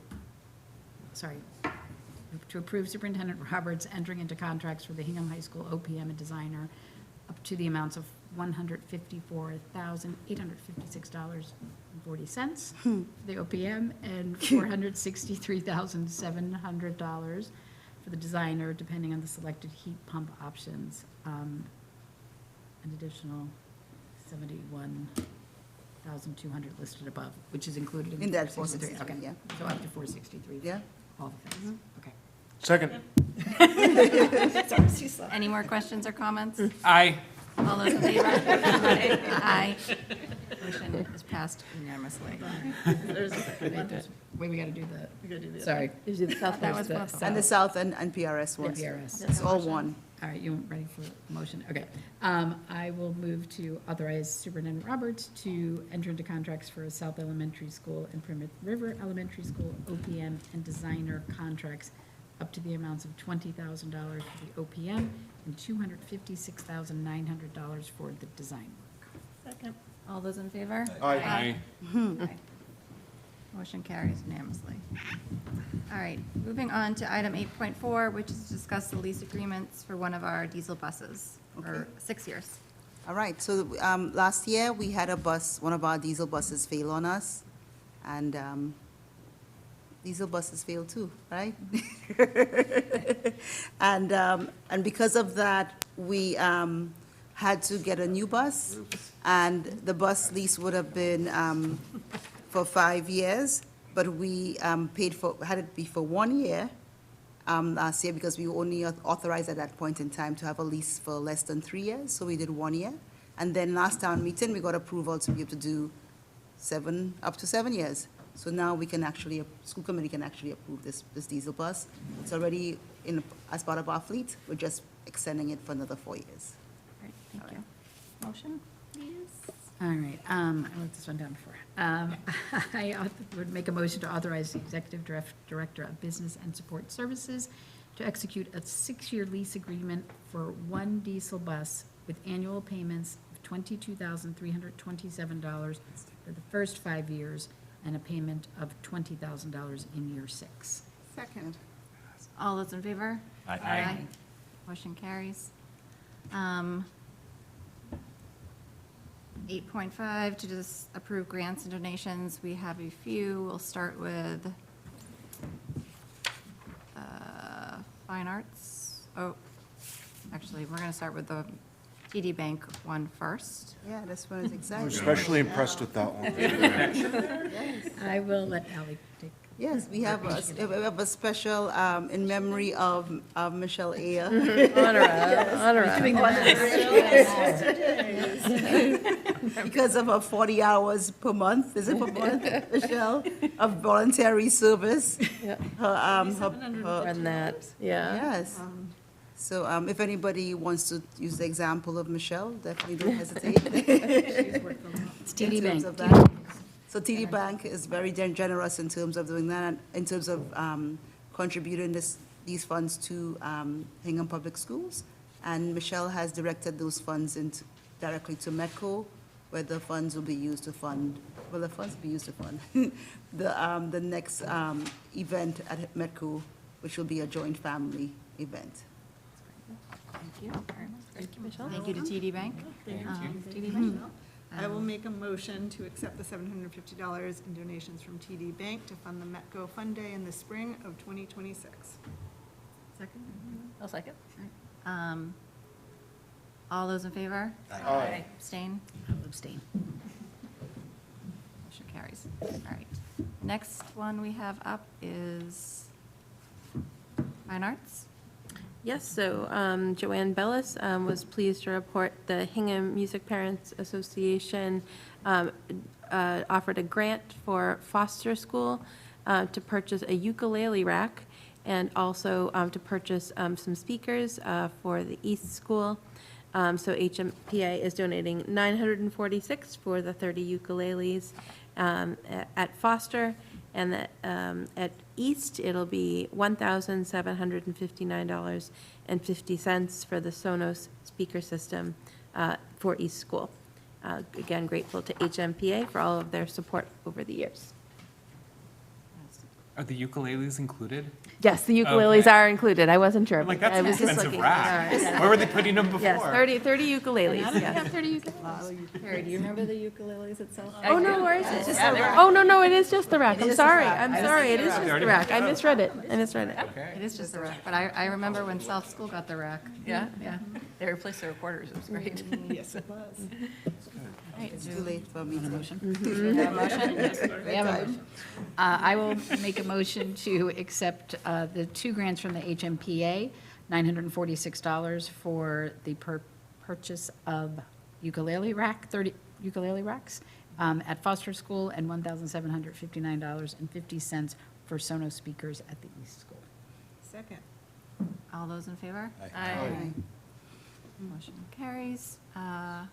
Next one, The innovation grant. Innovation Grant. Yep, so this next grant is from our Assistant Superintendent, Erica Pollard, who is pleased to share that Hingham High has been awarded $3,200 through the State Treasurer's Financial Education Innovation Fund, and that will be used to continue and enhance the very popular Credit for Life Fair for our graduating seniors at Hingham High School. Motion? I'll make a motion to accept the grant of $3,200 from the State Treasurer Financial Education Innovation Fund to support the financial literacy and specifically Credit for Life Fair at the high school. Second. All those in favor? Aye. Motion carries. That's all we have for grants and donations. Next up is to approve surplus. Yes. For those people who know about the steamer and kettle at the high school, it was one of those items that we had, which had come up during negotiations. You would be happy to know that it has been surplused, and we're going to get it replaced. Excellent. Should I just do all of them, and then you can just Yes. do one? Yes. And then we also have, with a new program that has been approved for our math program for this next year, we are now decommissioning all of those everyday math journals and books, well, not the journals, actual material. So that will be one of the other things as well. And then we're also surplusing some of the books at South as well, too. So these are 3 separate items for recording as surplus. I get an approval to be declared as surplus. Motion, please. I'll do them separately as long as my computer holds up. To declare as surplus food service equipment listed in the memo provided by the Executive Director of Business and Support Services that are damaged and irreplaceable, and to authorize the said director to dispose of them at the least cost to the town of Hingham. All those in favor? Aye. Motion passes. I will make a motion to declare as surplus the Everyday Math 4 materials to be replaced with the new Bridges in Mathematics, and to direct the Executive Director of Business and Support Services to dispose of these at the least cost to the town of Hingham. Second. All those in favor? Aye. Motion carries. I will make a motion to, that is an interesting word, deaccessioned, all right. I will make a motion to deaccession the books outlined in the memo from Christine Swanson for 75 titles of books that will be donated to the organization More Than Words. Second. All those in favor? Aye. Aye. Motion passes. One more? Is there one more? It's up for surplus. Oh, I thought I already did. Didn't I already? That was a food service one. Oh, I did that we're one good. already. Yes. All right. Item 8.7, approval of a bench in honor of past student at the high school. So this is just to get your approval for the naming of a bench. The actual location is still being determined between athletic and facilities directors, but we just wanted to put it on your docket for approval. This community member was involved in track and passed away recently. So you do need a motion for us to take a motion? I'll move to approve an honorary bench to recognize a past student to be installed at a place to be determined at Hingham High School. Second. Thank you. All those in favor? Aye. Aye, motion carries. No more of approvals. All right, subcommittee and project reports. Matt? We had I'm losing track of when we did it. A couple weeks ago, we had the Foster School Council meeting. Good update from Principal Sheffield. Awesome. We're next Monday. We're gonna have a Hingham Human Rights Commission meet from 6 to 7. It's an unusual time for us, and it's going to be a Zoom-only meeting. And that is because it's 7 o'clock. There's the HUC, the Hingham Unity Council, is having a Let's Talk Immigration online event. You can go to their website and register with them before that, and come pregame with the Human Rights Commission. Salary negotiations has 2 meetings tomorrow, and then we'll be meeting with Unit C, the custodial maintenance, and E, food services, next Wednesday, March 4th. The Hingham Middle School Council, it was canceled. We were supposed to meet on Monday, and so for the second month in a row, we were canceled because of a blizzard. The next meeting should be on March 30th, and hopefully it'll be warmer. Hingham Education Foundation met on February 10th. Katie joined and kind of filled everyone in on the strategic plan and the new Bridges math curriculum in the pilot. Their next meeting will be on April 14th. Wanted to bring 2 things to everyone's attention. They have a Marianne Hamrock Scholarship for a high school student going into education. And so if you know anyone like that, ask them to apply, because Marianne was a beloved teacher at South, and they can go find more information on the website. And they are having their Hef Goes to College Spring Social on April 11th. They had a venue change. It was supposed to be Barrel House D, but you may have heard that's closing. So they'll be at the Sons of Italy, so it should be a good time. And when is Pizza Palooza? I was just looking at my email for the dates. I think it's the Coming up Wednesday soon. after April vacation. Yes. Coming up soon. Yeah. Yes. I got like 5 more school committee updates. Yeah. Dumpling That Festival was Monday. my thought, and when I didn't say the date. Yeah. I wrote it down this meeting, April 29th. I should have, I'm sorry. April 29th. And I should also thank Katie for coming to the last Human Rights Commission meeting, Yes. which I should have done, which was wonderful, and thank you very much. Yes, absolutely. Yeah. Ally? So school council met, and we heard about the ice dams and leaking, which everyone else has heard about now too. And Climate Action Committee had a meeting last night, and they are working on creating some tactical goals from the Climate Action Plan, which you will be hearing more about, but we've already accomplished the first few things on our list, so we're way ahead of schedule. Excellent.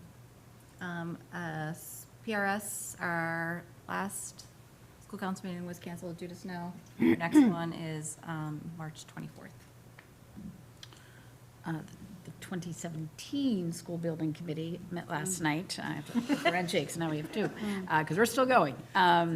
There's a couple lingering issues that remain to be fixed at Foster, and then finalize all the payments to contractors. And then the high school council met today, and we went over the youth risk behavior survey, and there was a little discussion about final exam schedules that will be delayed. I mean, they'll be on the last days of school? Okay, yes. So they're pushed out. With the school days. With the school days being pushed out, yes. All right. Item 10, anything for 48 hours? Anything for 48 hours? We do not.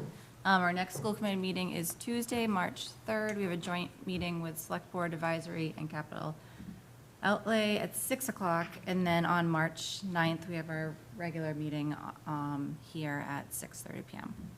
And with that, I will take a motion to adjourn to executive session.